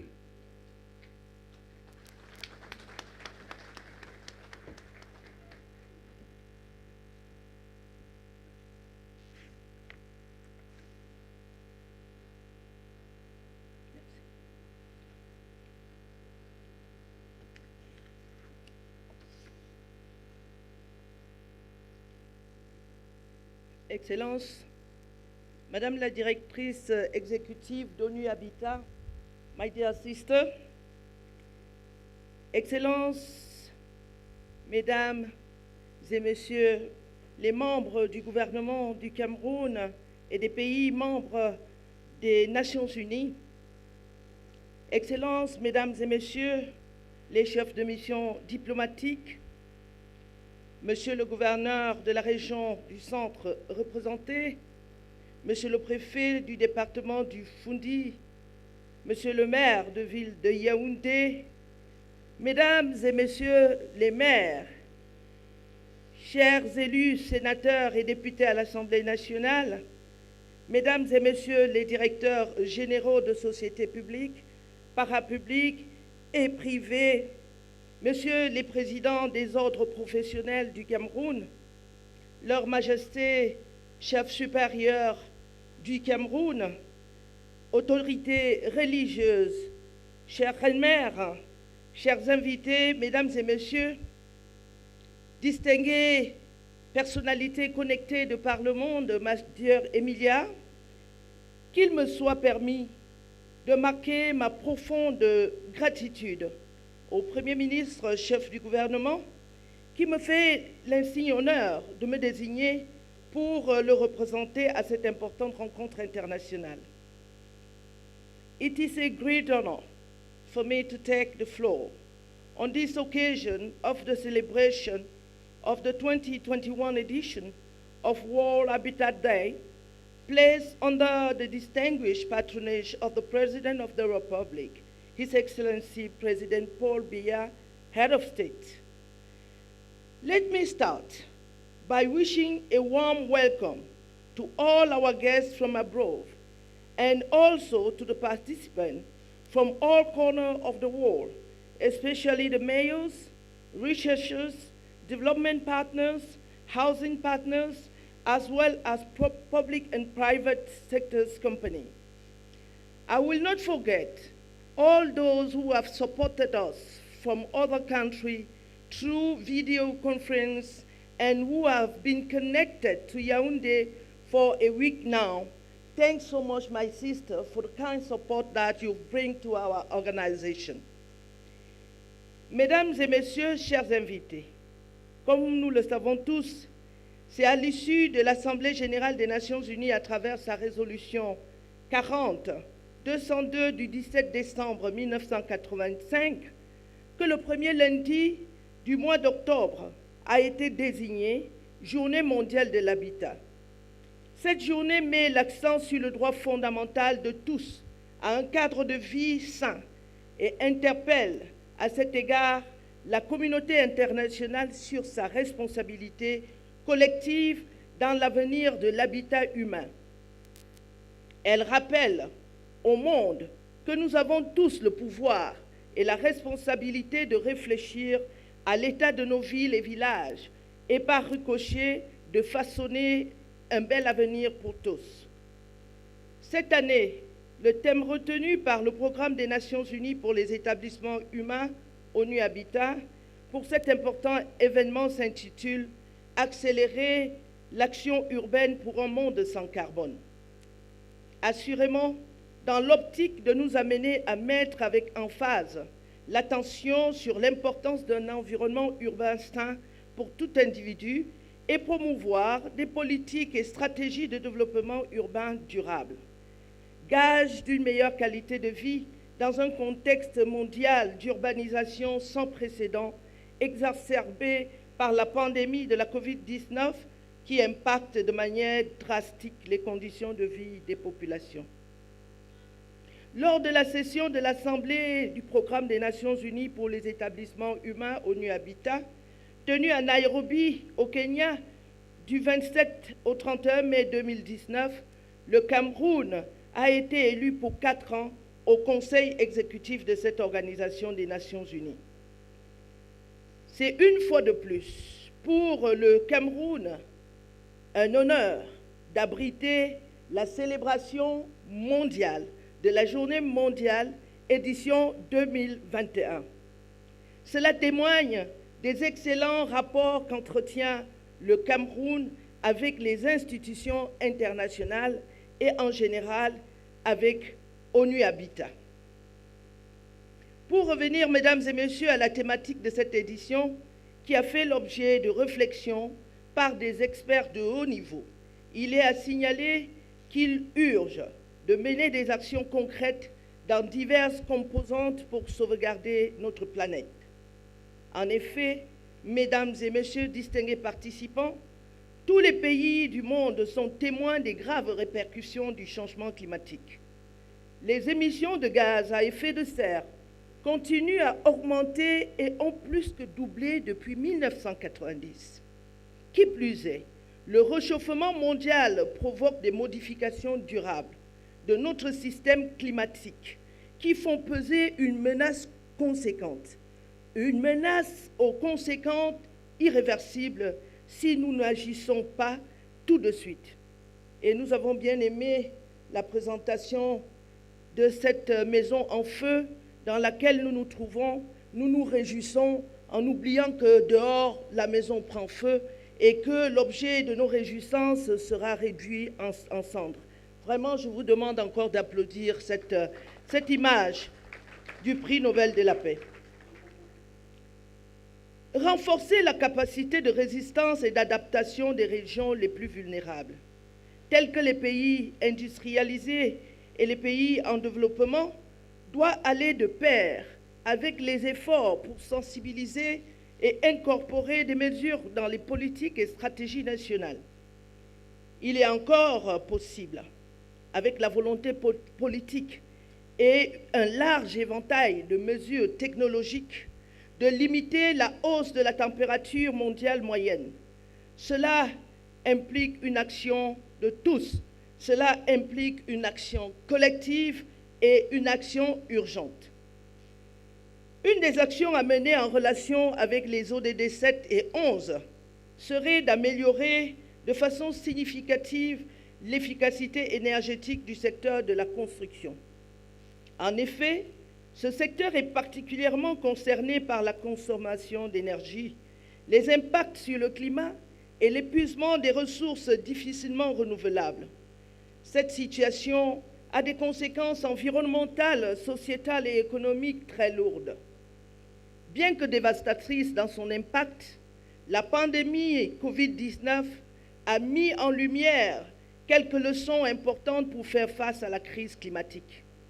Par exemple, l'augmentation du travail à distance devrait permettre de décongestionner le trafic à long terme et de réduire la nécessité perçue de construire toujours plus de routes pour répondre à la demande de déplacement en voiture.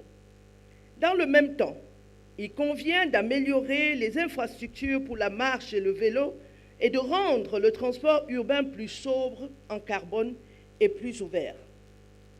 L'accès à une énergie fiable et propre est essentiel pour toute une série d'activités allant du travail à distance à l'éclairage et à la cuisson des aliments en passant par le maintien des chaînes de froid pour l'acheminement des médicaments et des vaccins. Mesdames et messieurs, distingués participants, le thème de la Journée mondiale de l'habitat rappelé plus haut est particulièrement pertinent à la lumière de la prochaine COP26 qui se tiendra à Glasgow, au Royaume-Uni, du 1er au 12 novembre 2021.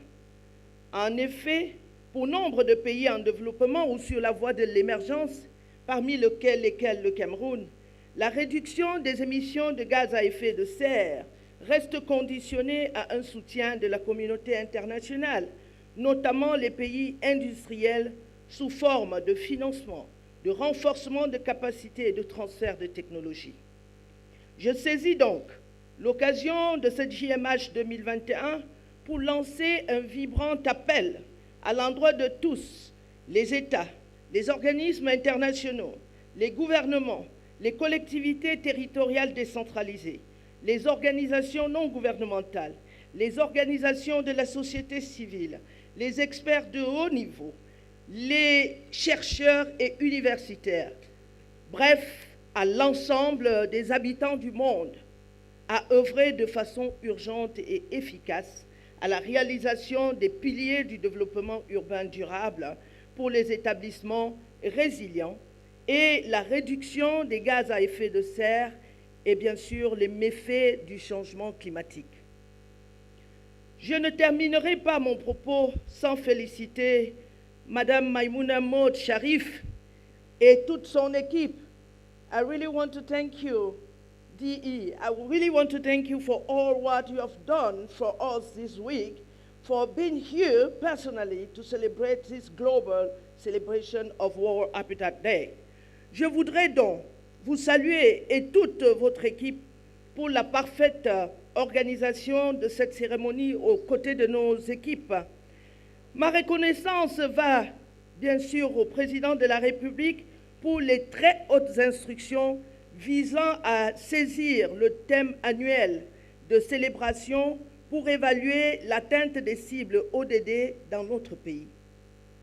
Je formule le vœu qu'à l'issue des échanges que je souhaite fructueuses et enrichissantes, qu'une task force multisectorielle soit mise sur pied pour définir les mécanismes d'implémentation des importantes recommandations que nous continuerons d'enregistrer cet après-midi autour des 4 importants thèmes qui seront débattus.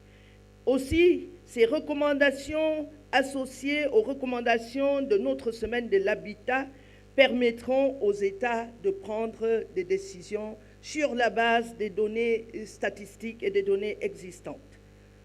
Je vous souhaite donc des sessions de travail fructueuses et constructives et un agréable séjour à nos partenaires qui nous viennent du monde entier dans notre Cameroun, terre de paix et d'accueil, pour que vive la coopération internationale, vive la Journée mondiale de l'habitat, vive le Cameroun et son illustre chef, Son Excellence Monsieur Paul Biya, Président de la République, chef de l'État. I thank you for your kind attention.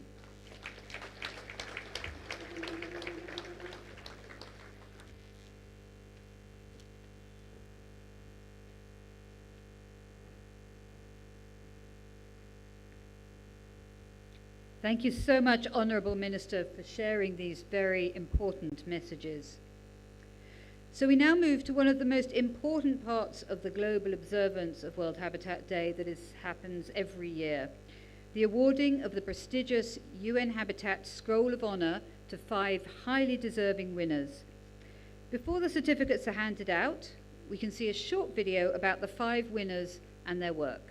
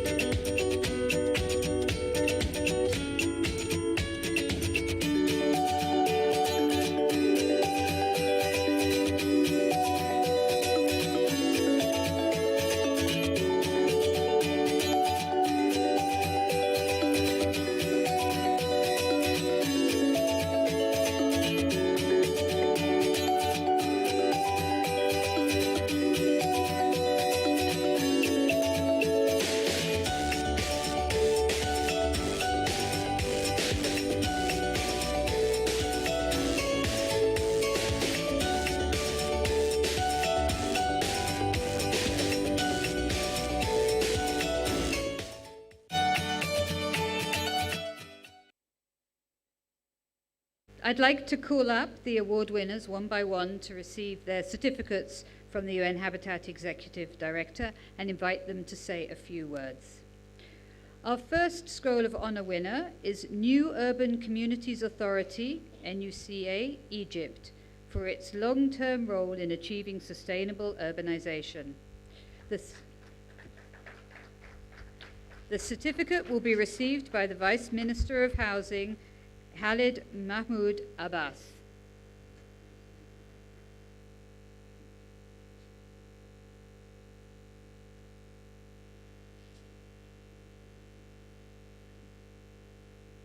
Thank you, if you would come.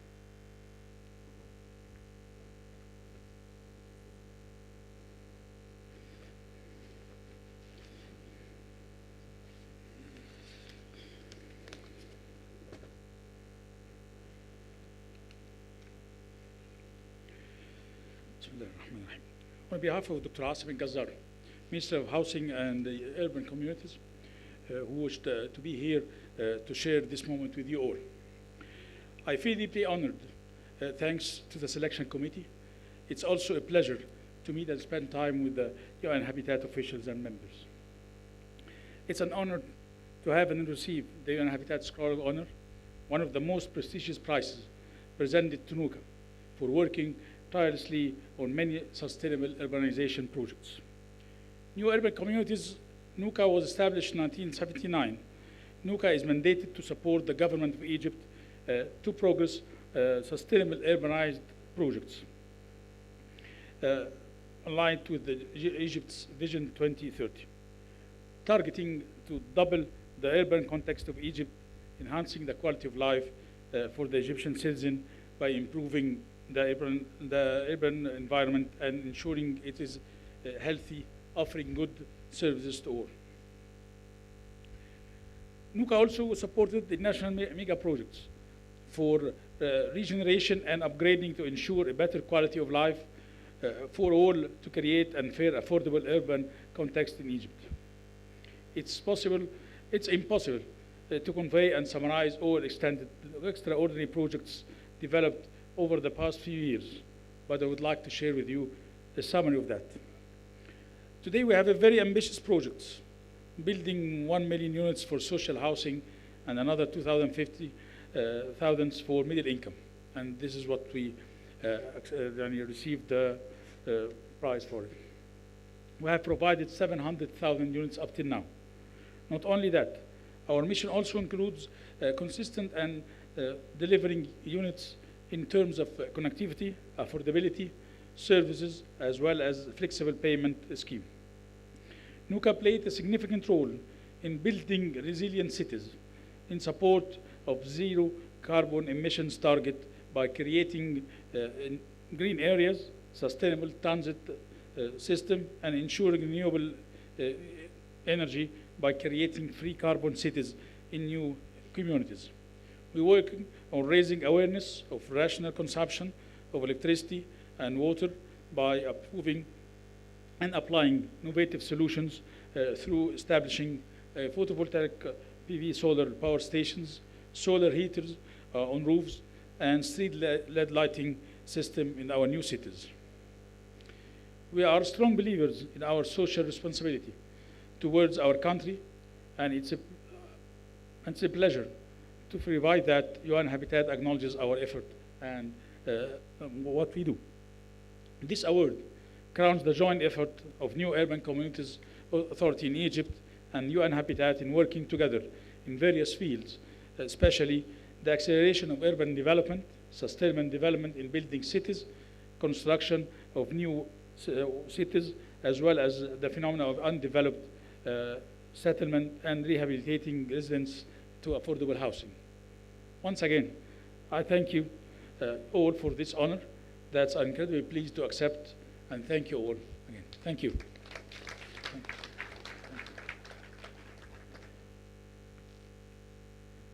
Thank you. I'd like to congratulate our next winner, Shining Hope for Communities, or SHOFCO, from Kenya. This is for being a leading example of community-led change to eradicate extreme poverty in Kenya's urban slums. I call up SHOFCO Gender Director, Ms. Caroline Sakwa, to receive the certificate and to say a few words.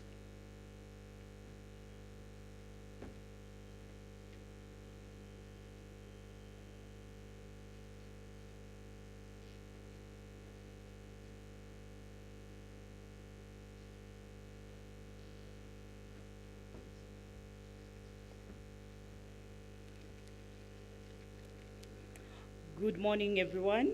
Honorable Minister, Ms. Maimuna, honorable guests, all protocols observed. My name is Caroline Sakwa, the Gender Director for Shining Hope for Communities. I'm honored to be here today accepting the UN Habitat Scroll of Honor Award on behalf of SHOFCO. SHOFCO is a community-led organization that works to eradicate poverty in Kenya in urban slums. It was founded in 2004 by our founder, Mr. Kennedy Odede. We work in 24 slums in Nairobi, in Kenya. In 2020, we impacted around 204 million people in urban slums. SHOFCO holistic model has 3 pillars.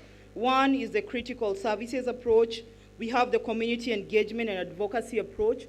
We have education, leadership, and development for women and girls.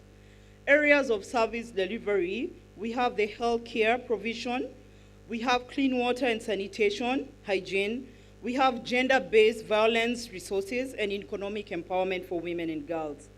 Key to SHOFCO's work is the integration between service provision and grassroots community, people participation and engagement in finding solutions to any problems they are facing in the community. The innovative approach of SHOFCO that it takes community development is the key driver to ensuring a long-term systematic change is created and transformed within urban slums in Kenya.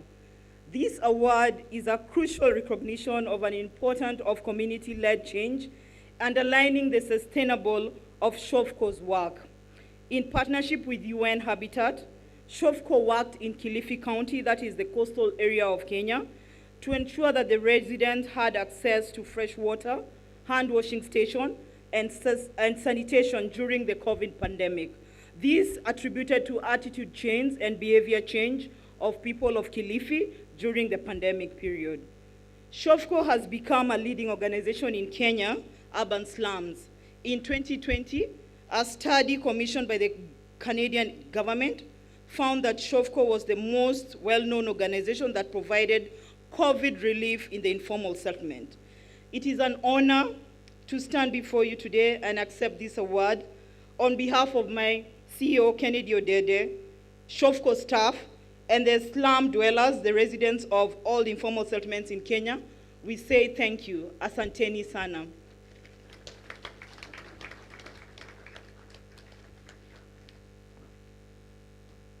Thank you so much. The next winner is Baoji City, People's Republic of China, for its innovative housing provision project benefiting low and middle income residents. Unfortunately, they couldn't join us today, but they have sent this video.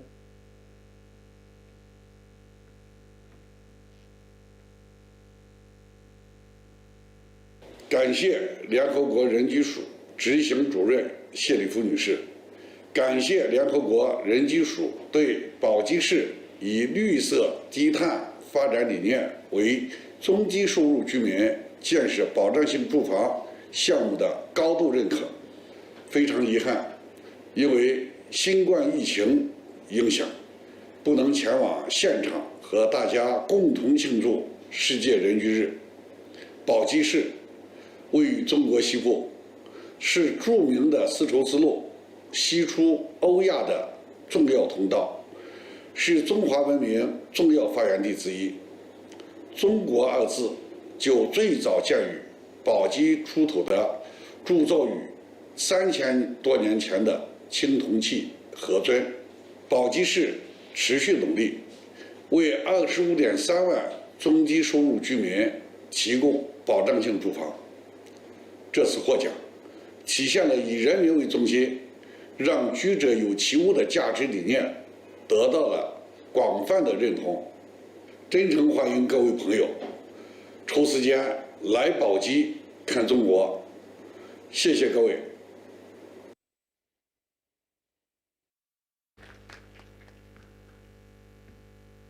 I would next like to congratulate the fourth winner, Let's Do It World, LDIW, Estonia, for organizing 3 World Cleanup Days with outstanding results. I welcome their president and head of the global network, Ms. Heidi Solber.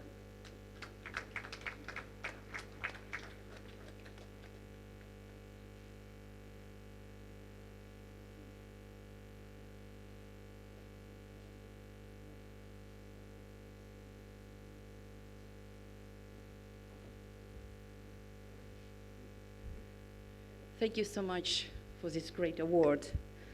Honorable guests, honorable nature lovers, environmentalists, great leaders of the world, thank you for the great award.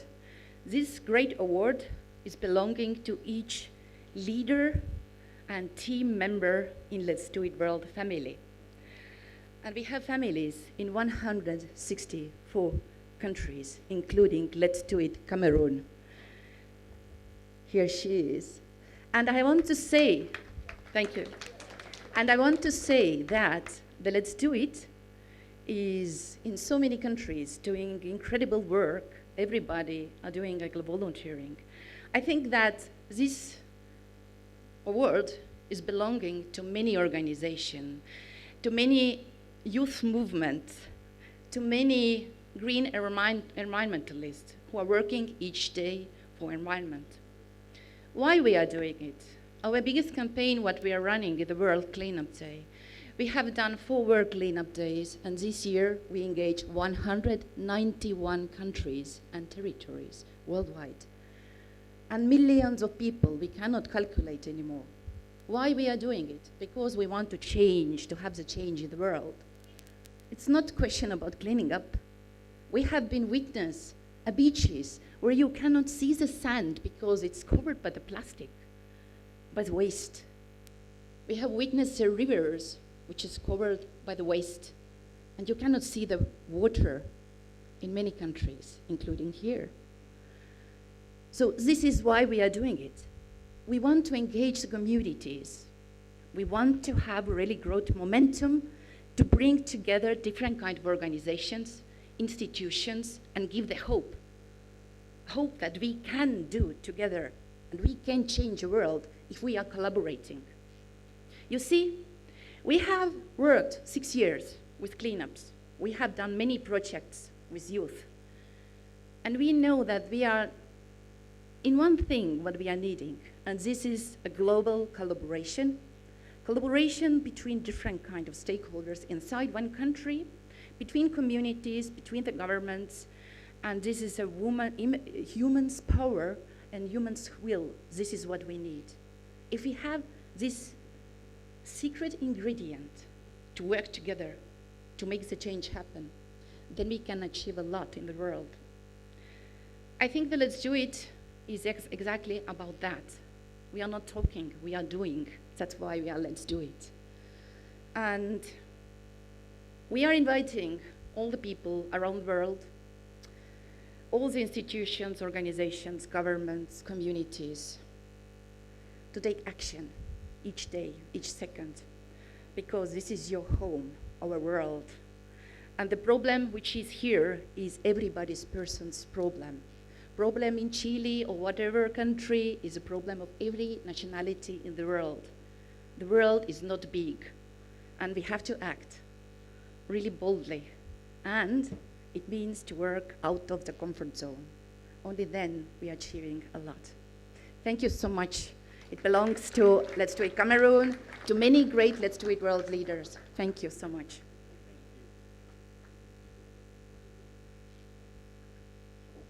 Thank you so much. And finally, all the way from Chile, our 5th winner is Ciudad Emergente, recognized for its innovative approach on piloting a shared streets concept for low-carbon cities. I invite the co-founder and executive director, Mr. Javier Bergana Petrescu, to come and receive the certificate.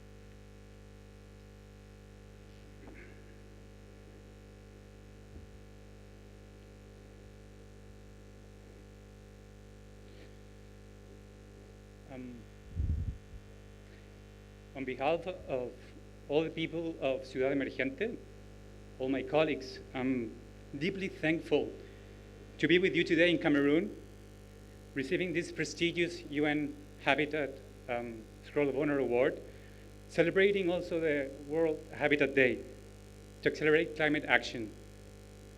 I'm very happy, but I'm also deeply concerned that our streets are dangerous for people and for the planet.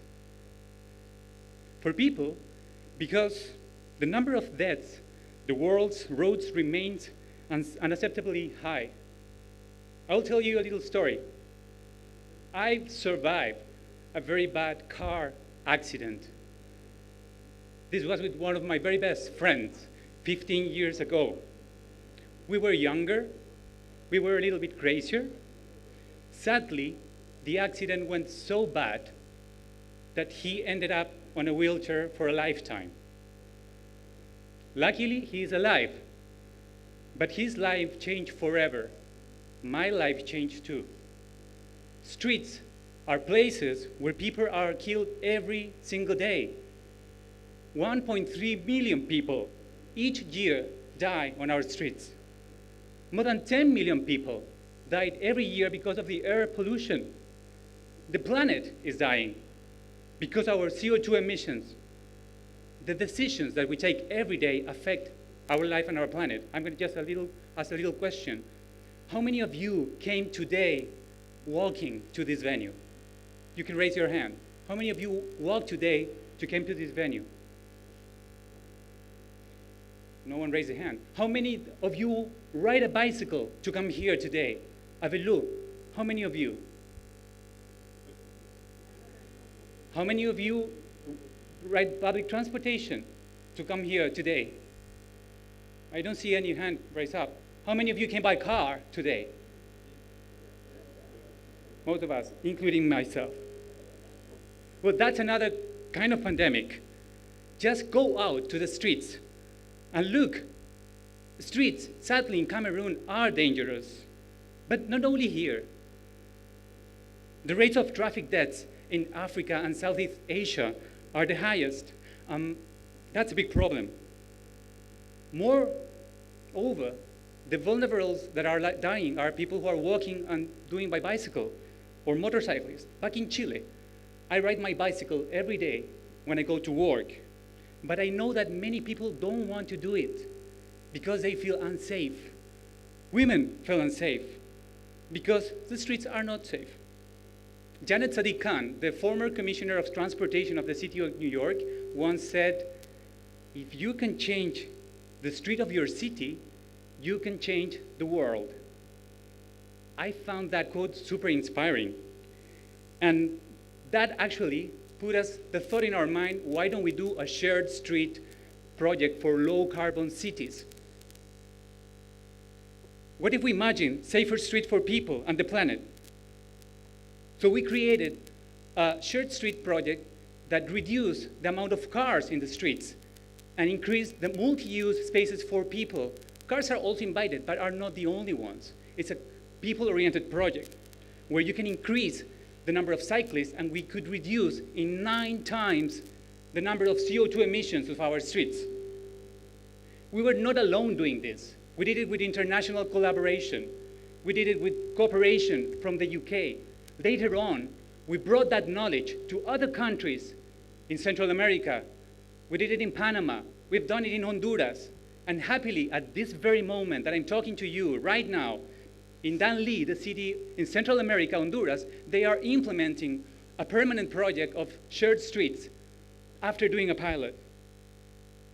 My point is this. If we're going to find a solution to make streets safer and tackle the climate crisis, it will be through international cooperation. We need to learn and trust from each other. We need to empower our local communities, and we have to believe in our human capital here. And we have to enforce it and empower it. Finally, I would like to give up a little tip for the ones who want to make change. Use the power of pilots.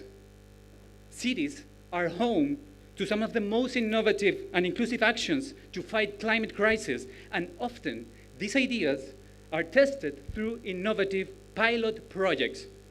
For sure, a small pilot project will not change the reality of the whole city, but it can certainly switch the mindset of people. Pilots can inspire people, and when they are successful, they can upscale beyond the city, serving as tangible actions for a carbon-free world. Claudio Orrego, the governor of the metropolitan city of Santiago, once told me, start small, think big, and scale it up fast. So if you need some help for doing those kind of projects, please count with us. We'll be happy to help. Merci. Muchas gracias. Thank you very much.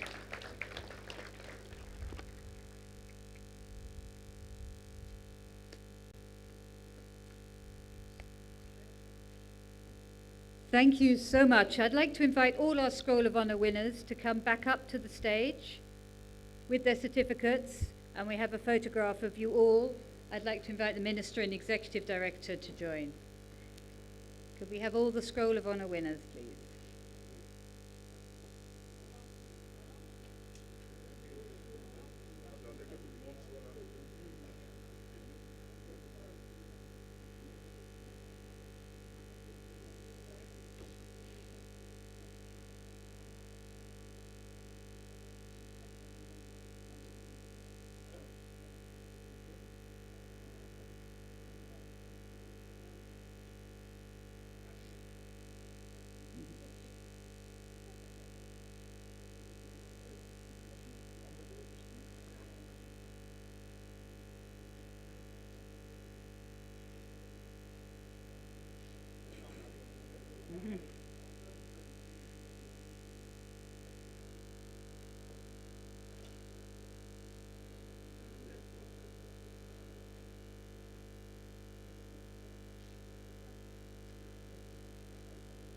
Okay, thank you so much, and congratulations once again to our Scroll of Honour winners.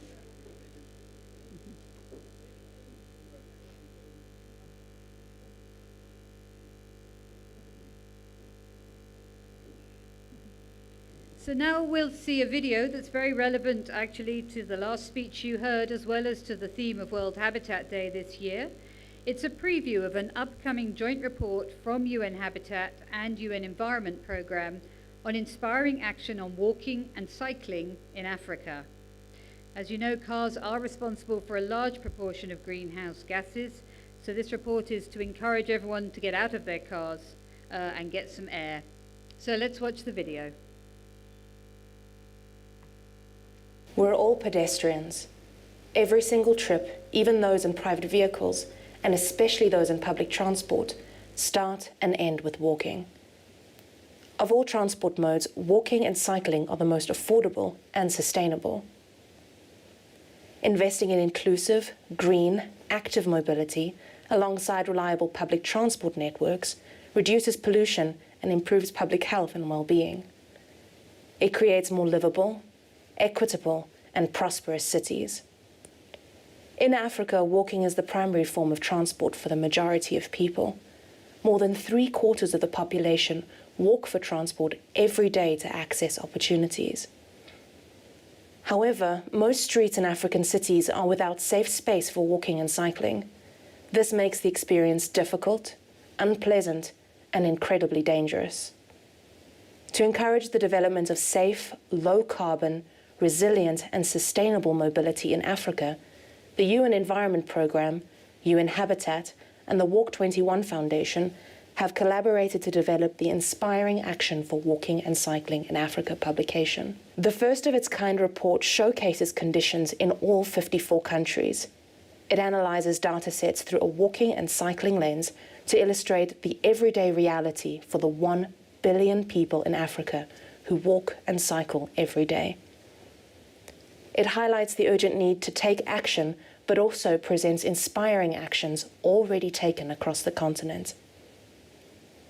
This report sets out recommendations for governments and other stakeholders and aims to inspire actions that retain, enable, and protect those already moving in the most sustainable way possible. Fleets are growing, urbanization is ongoing, and we've seen every day the results of this. Congestion, pollution, climate emissions are going up, and also road accidents in the cities in Africa. So we see a trend that is not sustainable. And we have a very short window to change that, to go from a car-based urbanization to a human-based urbanization, from an individual car use mobility to a mobility designed in our cities around human mobility. Human mobility means that we design cities where people like to live, where people like to go and socialize, but also cities where companies want to invest in and work from. The current situation in Africa is that although the situation is not bad, we have not so much air pollution as many other cities in other regions. We still have a large share of people walking, but the trend is not good. The people that are walking are not doing that because they want to, because they have to. The air quality is rapidly deteriorating, and so is congestion. So we have a short window of opportunity to do something about this. Luckily, already 19 countries in Africa out of 54 have now walking and cycling policies and starting to recognize that part of the solution is introducing the facilities for people to walk and cycle, to introduce mass transit, as to keep our cities livable. UNEP, UN Habitat, and Walk21 are working together to support those cities in these countries, support them with policy development, support them with projects, support them with infrastructure, working with NGOs, and also launching a number of publications to help them shift to human-based mobility. Ladies and gentlemen, dear colleagues, on the occasion of World Habitat Day, I'm delighted to join you for the preview of the report entitled Inspiring Action for Walking and Cycling in Africa, which was jointly produced with UNEP and Walk21. Progress on SDG 11 can only be achieved if we improve transport in our cities. Target 11.2 calls for universal access to safe, affordable, accessible, and sustainable transport systems. At this point, our cities cannot accept any further delays. We have to plan transport in a way that it addresses climate change, air pollution, and road fatalities. Walkable access to public transport is critical, especially for women, children, persons with disabilities, and older persons. UN Habitat's data shows that only 31.7% of the population in Africa have convenient access to public transport, the lowest in the world. Going forward, it is important to implement sustainable multimodal transport systems and the inclusion of non-motorized connectivity as a key element for this. Let's also pay attention to road safety, as African countries are among the least safe places to walk and cycle in the world. Around 261 pedestrians and 18 cyclists are killed throughout the continent every day. While Africa has only 3% of the world's registered vehicles, it has 20% of global road traffic deaths. The lack of essential infrastructure makes the experience of walking and cycling in African countries difficult, unpleasant, and dangerous. We do not know the true cost of road fatalities in African countries. Many countries in Africa record road safety data, but they only have very seldom differentiate between pedestrians and cyclists. We need better data so that we may act to protect the people who walk and cycle. Last year, the United Nations General Assembly adopted a new resolution on improving global road safety, which launched a second decade of action for road safety. It recognizes that addressing road safety requires a comprehensive set of actions, including the promotion of equitable and sustainable modes of transport, in particular public transport and safe walking and cycling. Thank you very much for your attention. People walking and cycling are the heart of our communities and the foundation of our sustainable mobility systems. In Africa, where the vast majority of people walk every day, they do so on streets and roads that are not safe or comfortable. 95% of the roads assessed by IRAP in Africa fail to provide for an acceptable level of service for pedestrians, and 93% fail for cycling. With such poor provision, it's not surprising that people seek to buy their way out of these modes as income levels rise. But this risks an intensification of our existing problems: strained infrastructure, poor safety levels, low air quality, and congested motorised traffic. Neighbourhoods for people on foot or bicycle are safer for everyone, enhance social interaction, and ensure accessibility for people to go about their daily lives. Our streets need to be more than just possible to walk or ride along. Although the numbers may fluctuate, people will continue to walk and cycle for many decades to come, no matter what other transport options are built or improved upon. We need to start now. We need to value walking and cycling more, build better facilities, and invite people of all ages and abilities to use them. We need to increase people's satisfactions with their walking and cycling journeys so they become a mode of choice, not just necessity. Car-free events, as we've seen them across the continent, are a proven intervention that helps reimagine the way public space is organised and grows awareness of the demand for walking and cycling. They illustrate that it can be an enjoyable experience and foster change. Car-free zones can be a permanent celebration of people that walk and cycle. Let's put people walking and cycling at the heart of planning and investment. They are the solution to the multiple challenges we face, and very often at lower costs than the alternatives. To foster this direction, Walk 21 is proud to be part of this important movement, which consolidates the data and provides true inspiration for politicians, practitioners, and advocates across Africa.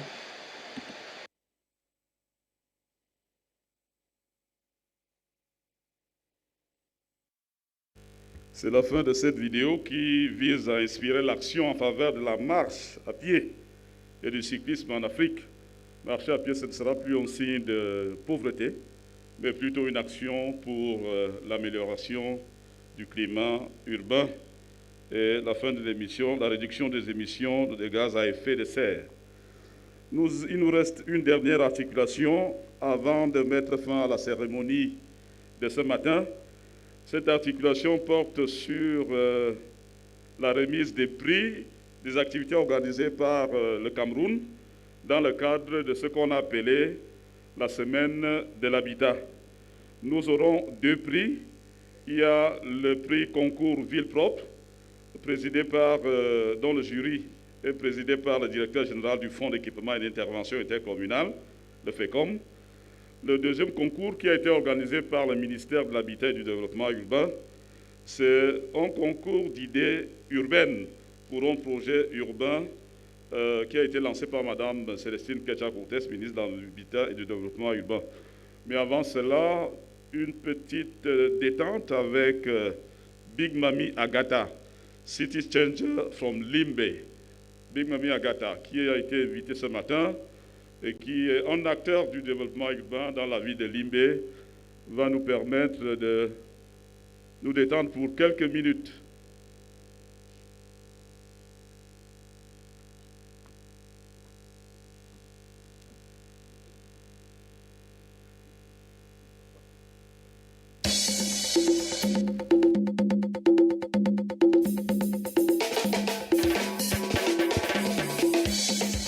Salut à tout le monde. Bon après-midi à tout le monde. On a un petit truc pour vous.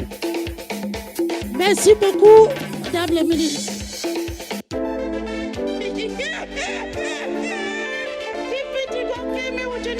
This is the latest song that won in Limbe. Please, can you appreciate it?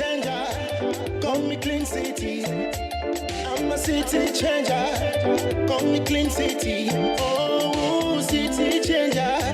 Call me Clean City. I'm a city changer. Call me Clean City. Limbe City. Limbe City.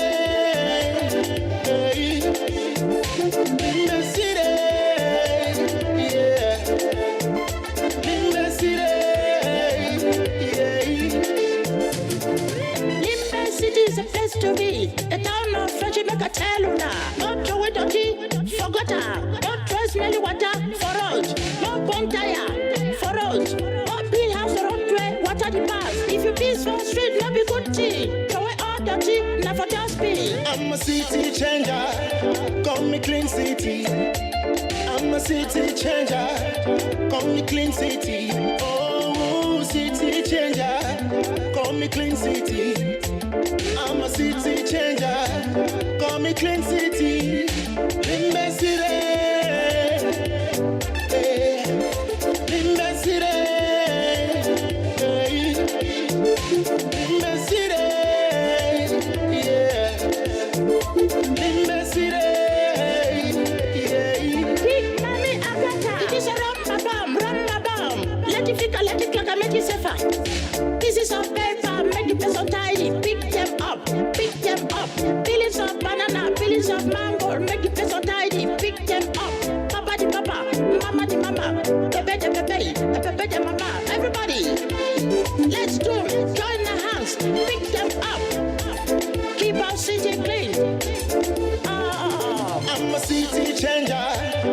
Call me clean city. I'm a city changer. Call me clean city. Oh, city changer. Call me clean city.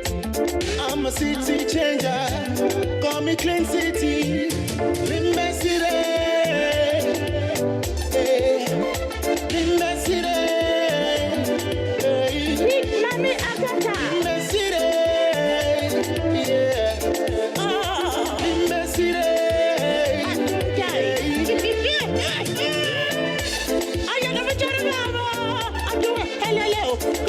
Come on down one, come on two, come on down three, and you can down down. Allah, what you doing? Jai, Baba, Jai. This is our paper, make it so tidy. Pick them up, pick them up. This is our paper, this is our banana, make it so tidy. Pick them up. I beg, not your way, come down for road, put them for inside dustbin. Church Street, be careful. Hello, I can never charagabo.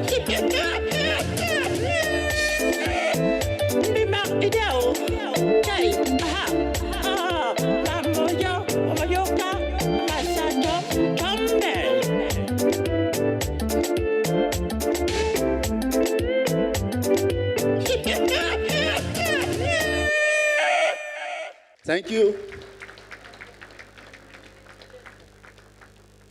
Merci, Big Mami. Nous invitons le directeur général du FECOM, Philippe Camille Akouan, pour la phase de la remise des prix de concours Ville propre.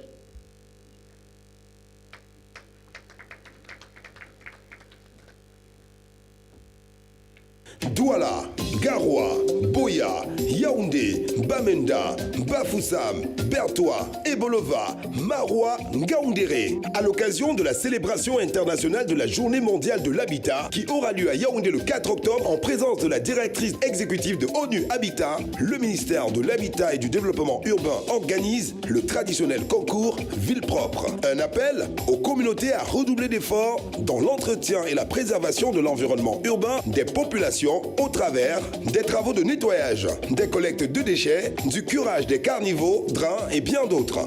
L'an passé, c'est plusieurs tonnes de déchets qui ont pu être collectés à travers le Cameroun. Après la ville de Limbé, qui se verra octroyer le prix de la ville la plus propre du Cameroun. Merci. Madame le ministre de l'Habitat et du Développement urbain, représentant personnel de Monsieur le Premier ministre, chef du gouvernement, Excellences, Mesdames et Messieurs, Madame le ministre de l'Habitat et du Développement urbain a lancé au début de cette année une campagne nationale d'hygiène et de salubrité qui avait l'un de ses pendants qui est le concours Ville propre. Donc je voudrais tout de suite vous donner les résultats de ce jeu concours et désigner en même temps les personnalités qui remettront le prix. Alors nous commencerons par le prix spécial qui est décerné à la commune de Mbengui dans le nord-ouest. Le prix lui sera remis par son Excellence Monsieur l'ambassadeur d'Égypte au Cameroun.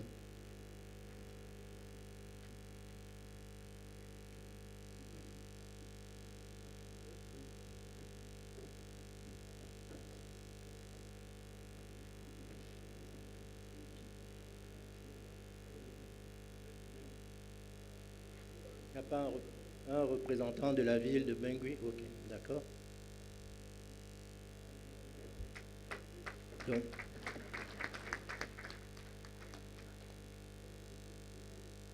ok, d'accord.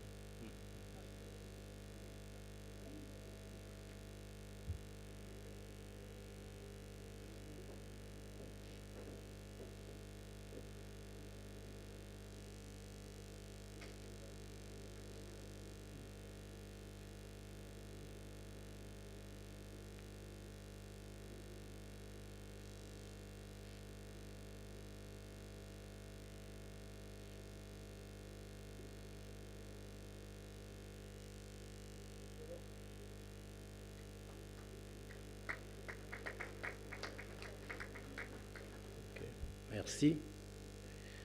Le 9e prix sera remis à la commune de Ngara dans la Damawa. Donc si le maire de Ngara est là.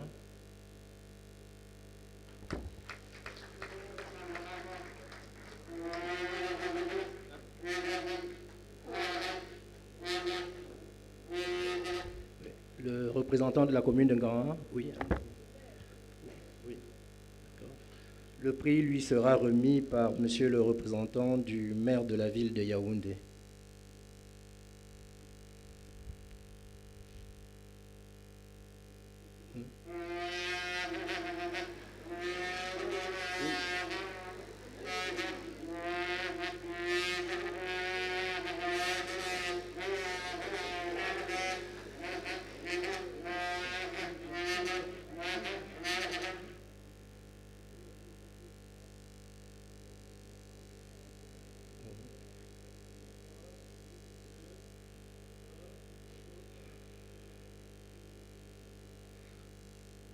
Merci.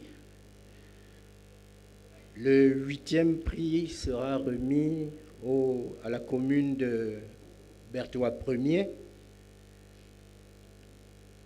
Le maire de la commune de Berthois 1er.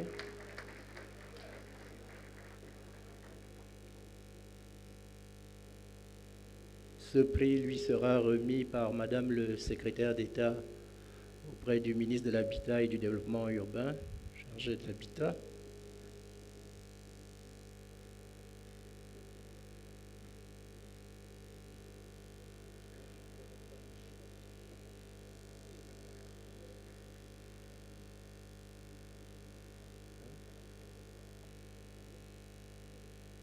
Madame le secrétaire d'État.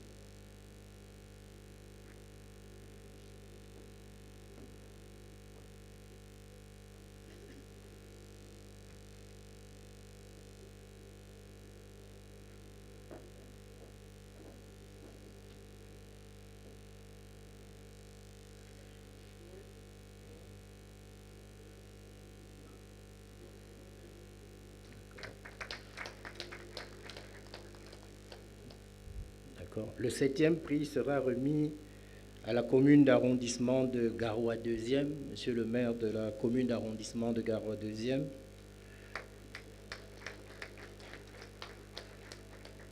Ce prix sera remis par Madame le ministre des Affaires sociales.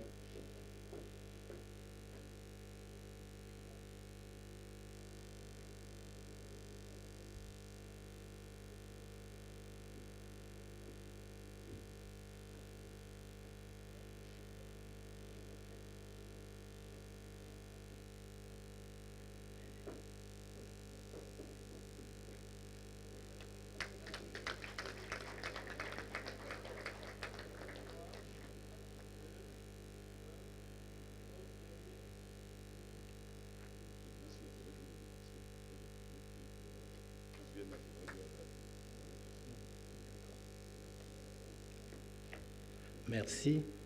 Le 6e prix sera remis à la commune de Banganté.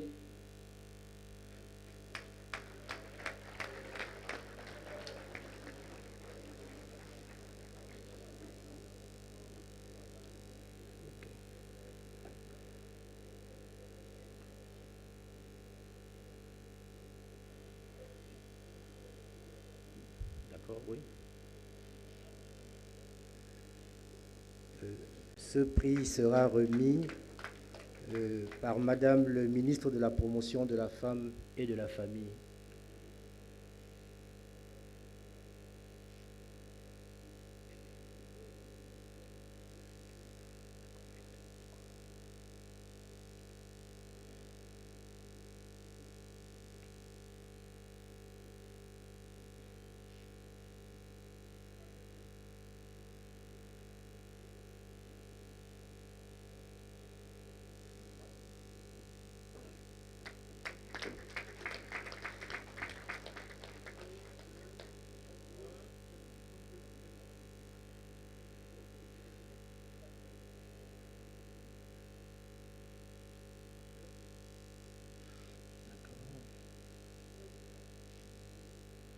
Le 5e prix sera remis à la Côte Nord.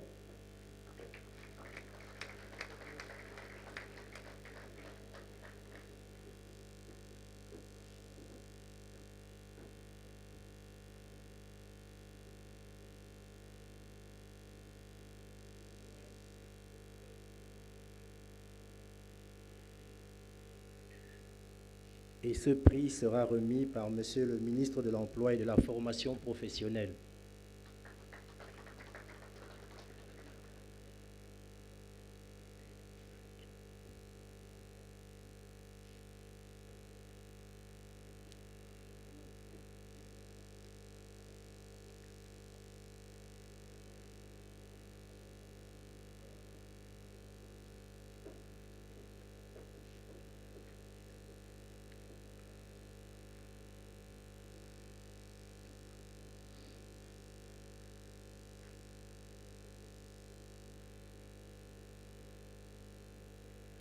D'accord, merci.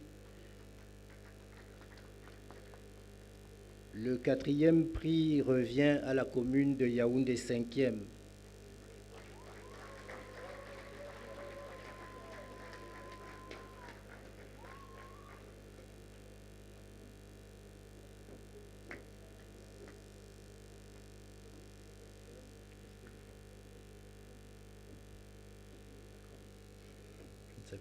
Le prix sera remis par Monsieur le coordonnateur résident du système des Nations Unies au Cameroun. Est-ce qu'il est là?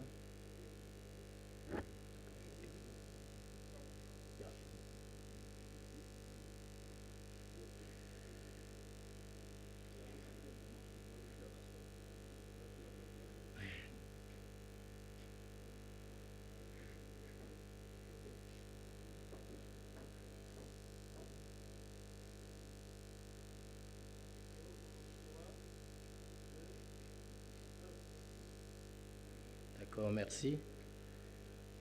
Le 3e prix sera remis à la commune de Boya, dans le sud-ouest.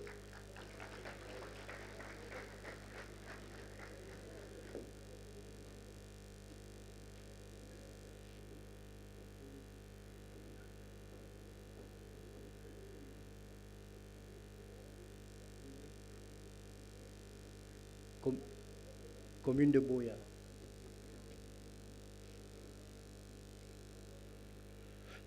Donc le prix sera remis par le secrétaire général de CGLU.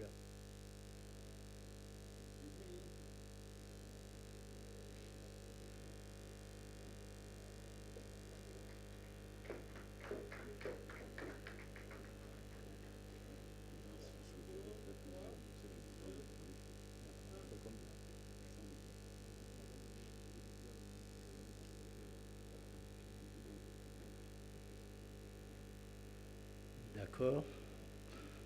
Le 2e prix sera remis à la commune d'arrondissement de Douala 2e.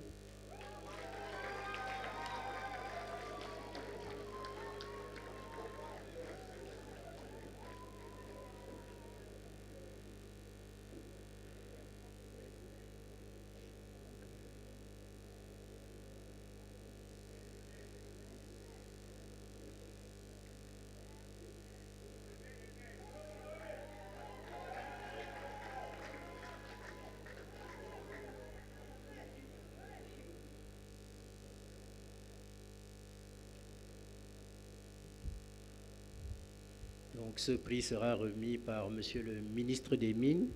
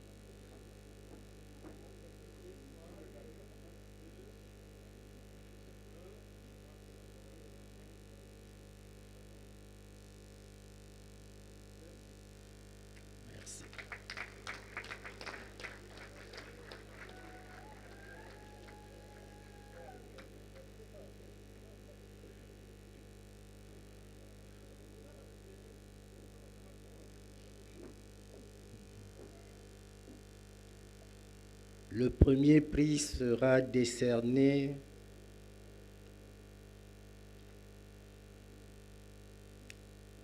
à la commune d'arrondissement. Debolo va deuxième. On a gagné, on a gagné, on a gagné, oh oh, on a gagné, on a gagné, on a gagné.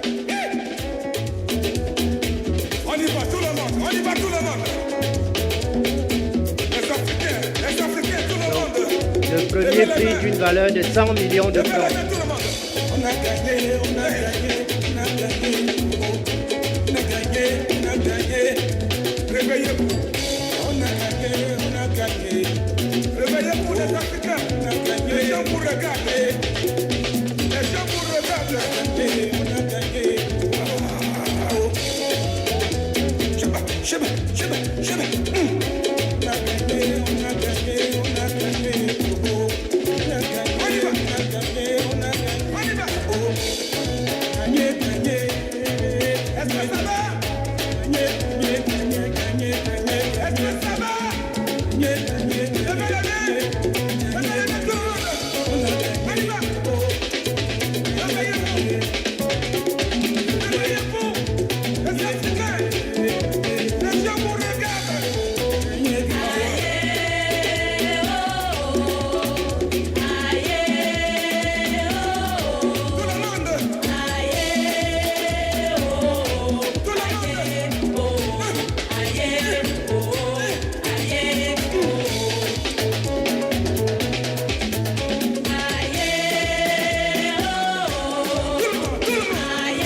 D'accord.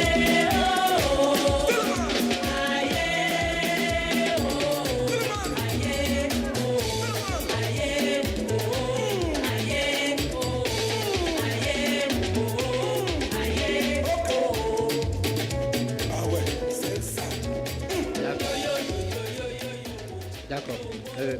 Merci beaucoup.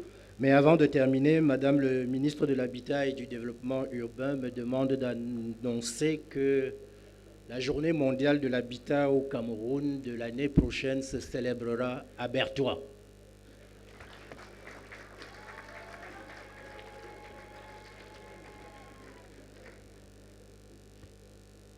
Nous nous acheminons vers la fin de la cérémonie avec la dernière phase des récompenses. En prélude à la célébration de la Journée mondiale de l'habitat 2021, le ministère de l'Habitat et du Développement urbain a lancé un concours d'idées urbaines. Et ce concours a donné droit à 3 lauréats. Le premier lauréat, le premier qui sera appelé ici, a réalisé un parc aquascope. Ce parc aquascope est prévu pour voir le jour dans la ville de Limbé. C'est le 3e prix. Le 2e prix revient au promoteur d'un projet de revalorisation du maillot Kaliao dans la ville de Maroua. Il s'agit d'une proposition d'un modèle urbain écologique dans la ville de Maroua. Le 1er prix, quant à lui, revient à un projet de valorisation des zones humides au Cameroun, proposition d'un aménagement du cours d'eau Victoria, c'est dans la commune d'arrondissement de Limbé 1er. Nous invitons les récipiendaires à bien vouloir s'avancer.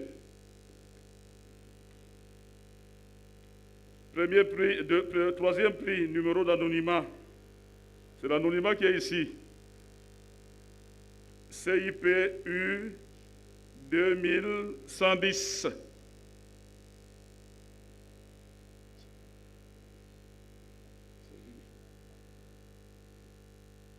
Le promoteur du projet CIPU 2110 qui a fait un projet de parc aquascope à Limbé.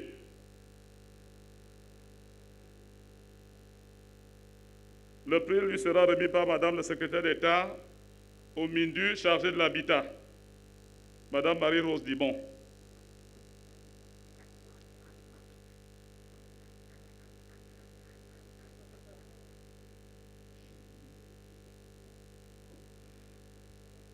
Le 2e prix, c'est le projet de valorisation du maillot Kaliao proposition d'un modèle urbain écologique à Maroua.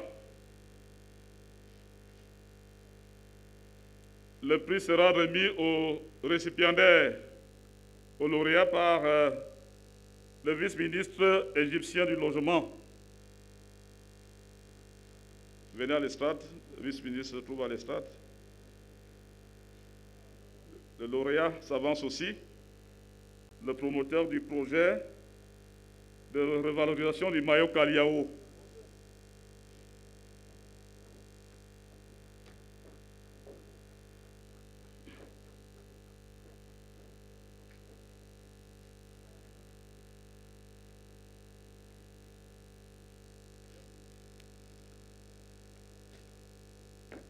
Le premier prix, c'est le projet de valorisation des zones humides au Cameroun, proposition d'un aménagement du cours d'eau Victoria dans l'arrondissement de Limbe.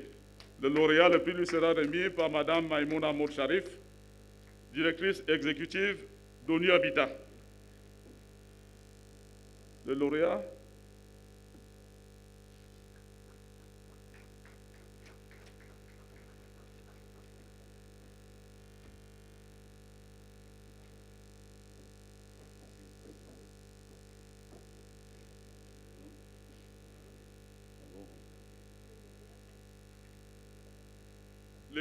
tous les lauréats du prix d'idées qui reviennent pour la photo d'ensemble avec les personnalités assises à l'estrade.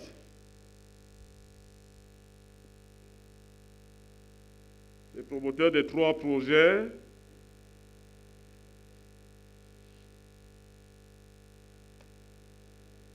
Attendez, il y a 2 qui arrivent encore.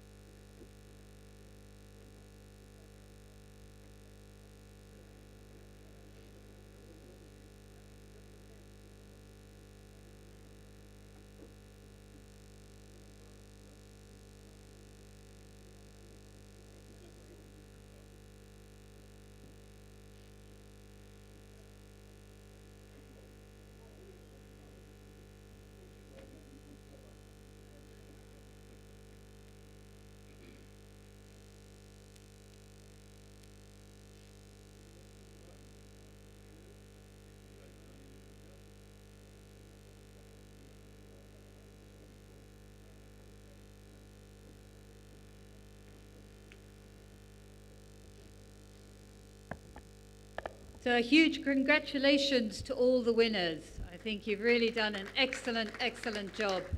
Please continue the good work. So this really brings us to the end of the official opening ceremony of World Habitat Day.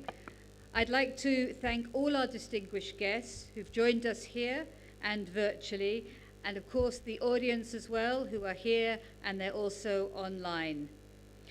Before we close, I'd just like to explain the next arrangements. We will have a photograph for VIPs and dignitaries here in the hall. So please, VIPs, dignitaries, stay behind for the photograph. Then there will be lunch for everybody downstairs. We will have the round tables in the afternoon.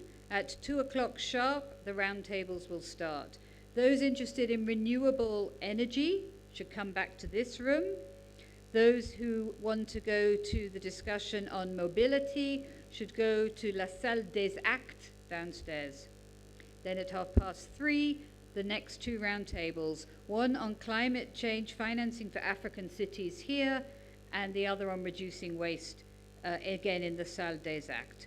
For colleagues online, please consult the UN Habitat Urban October website for the links.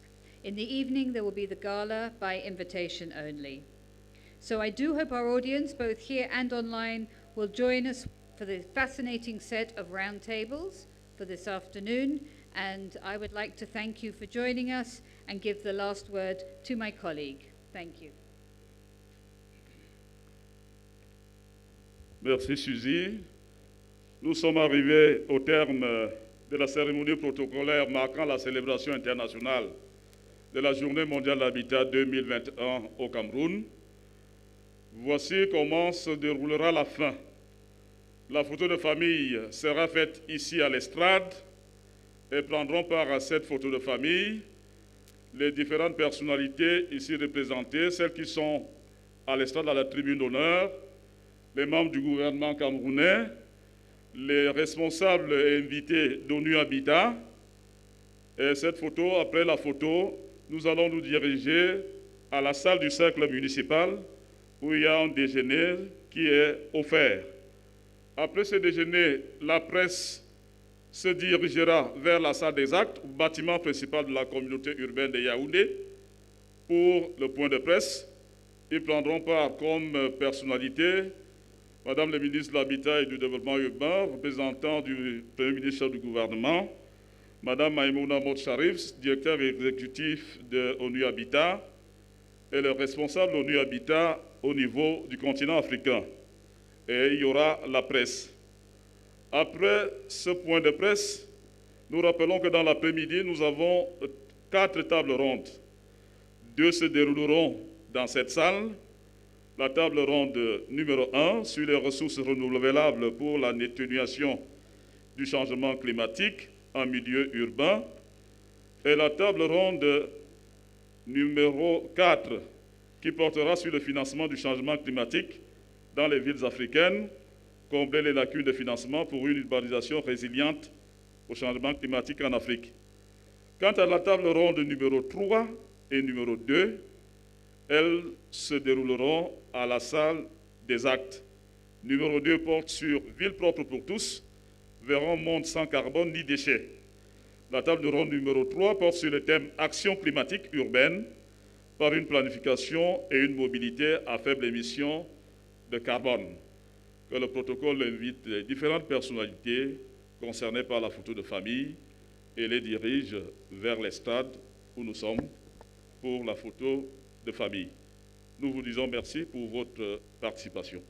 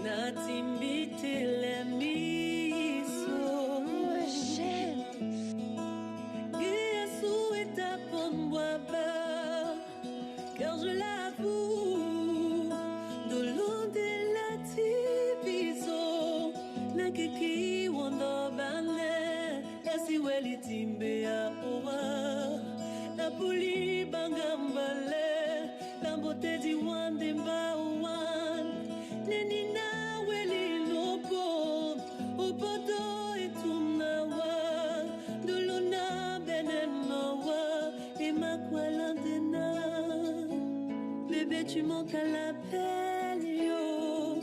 Tu manques à l'appel. Chérie, tu manques à mon cœur, yo. Tu manques à l'appel. Amour, tu manques à l'appel, yo. Tu manques à l'appel. Chérie, tu manques à mon cœur. Tu manques à mon cœur.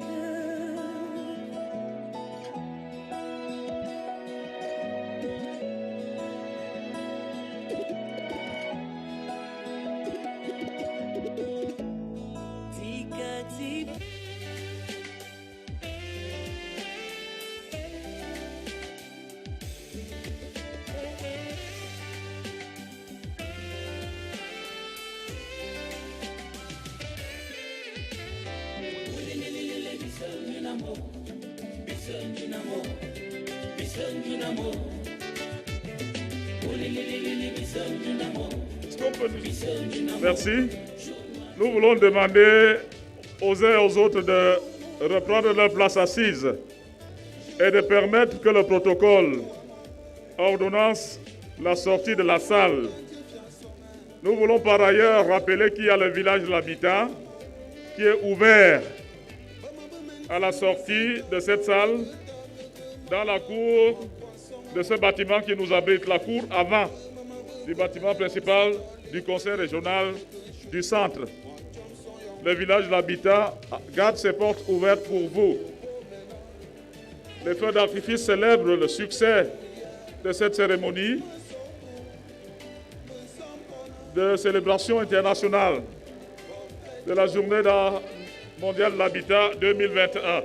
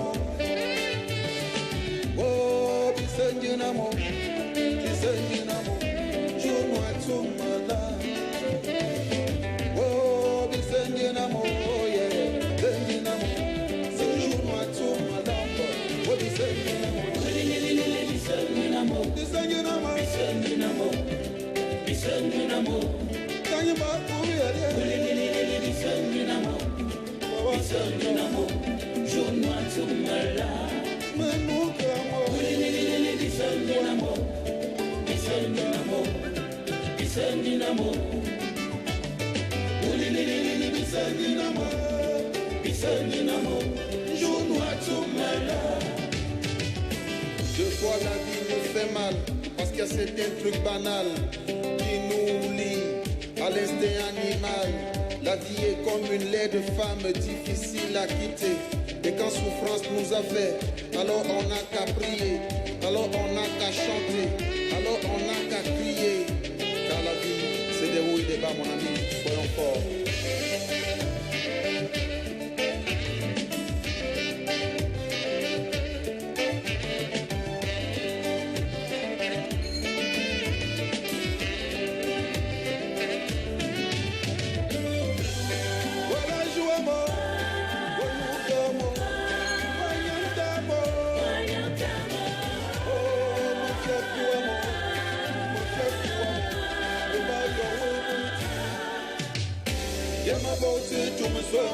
Madam Sim, then I'm a new bam summer. Yum, Dumba, and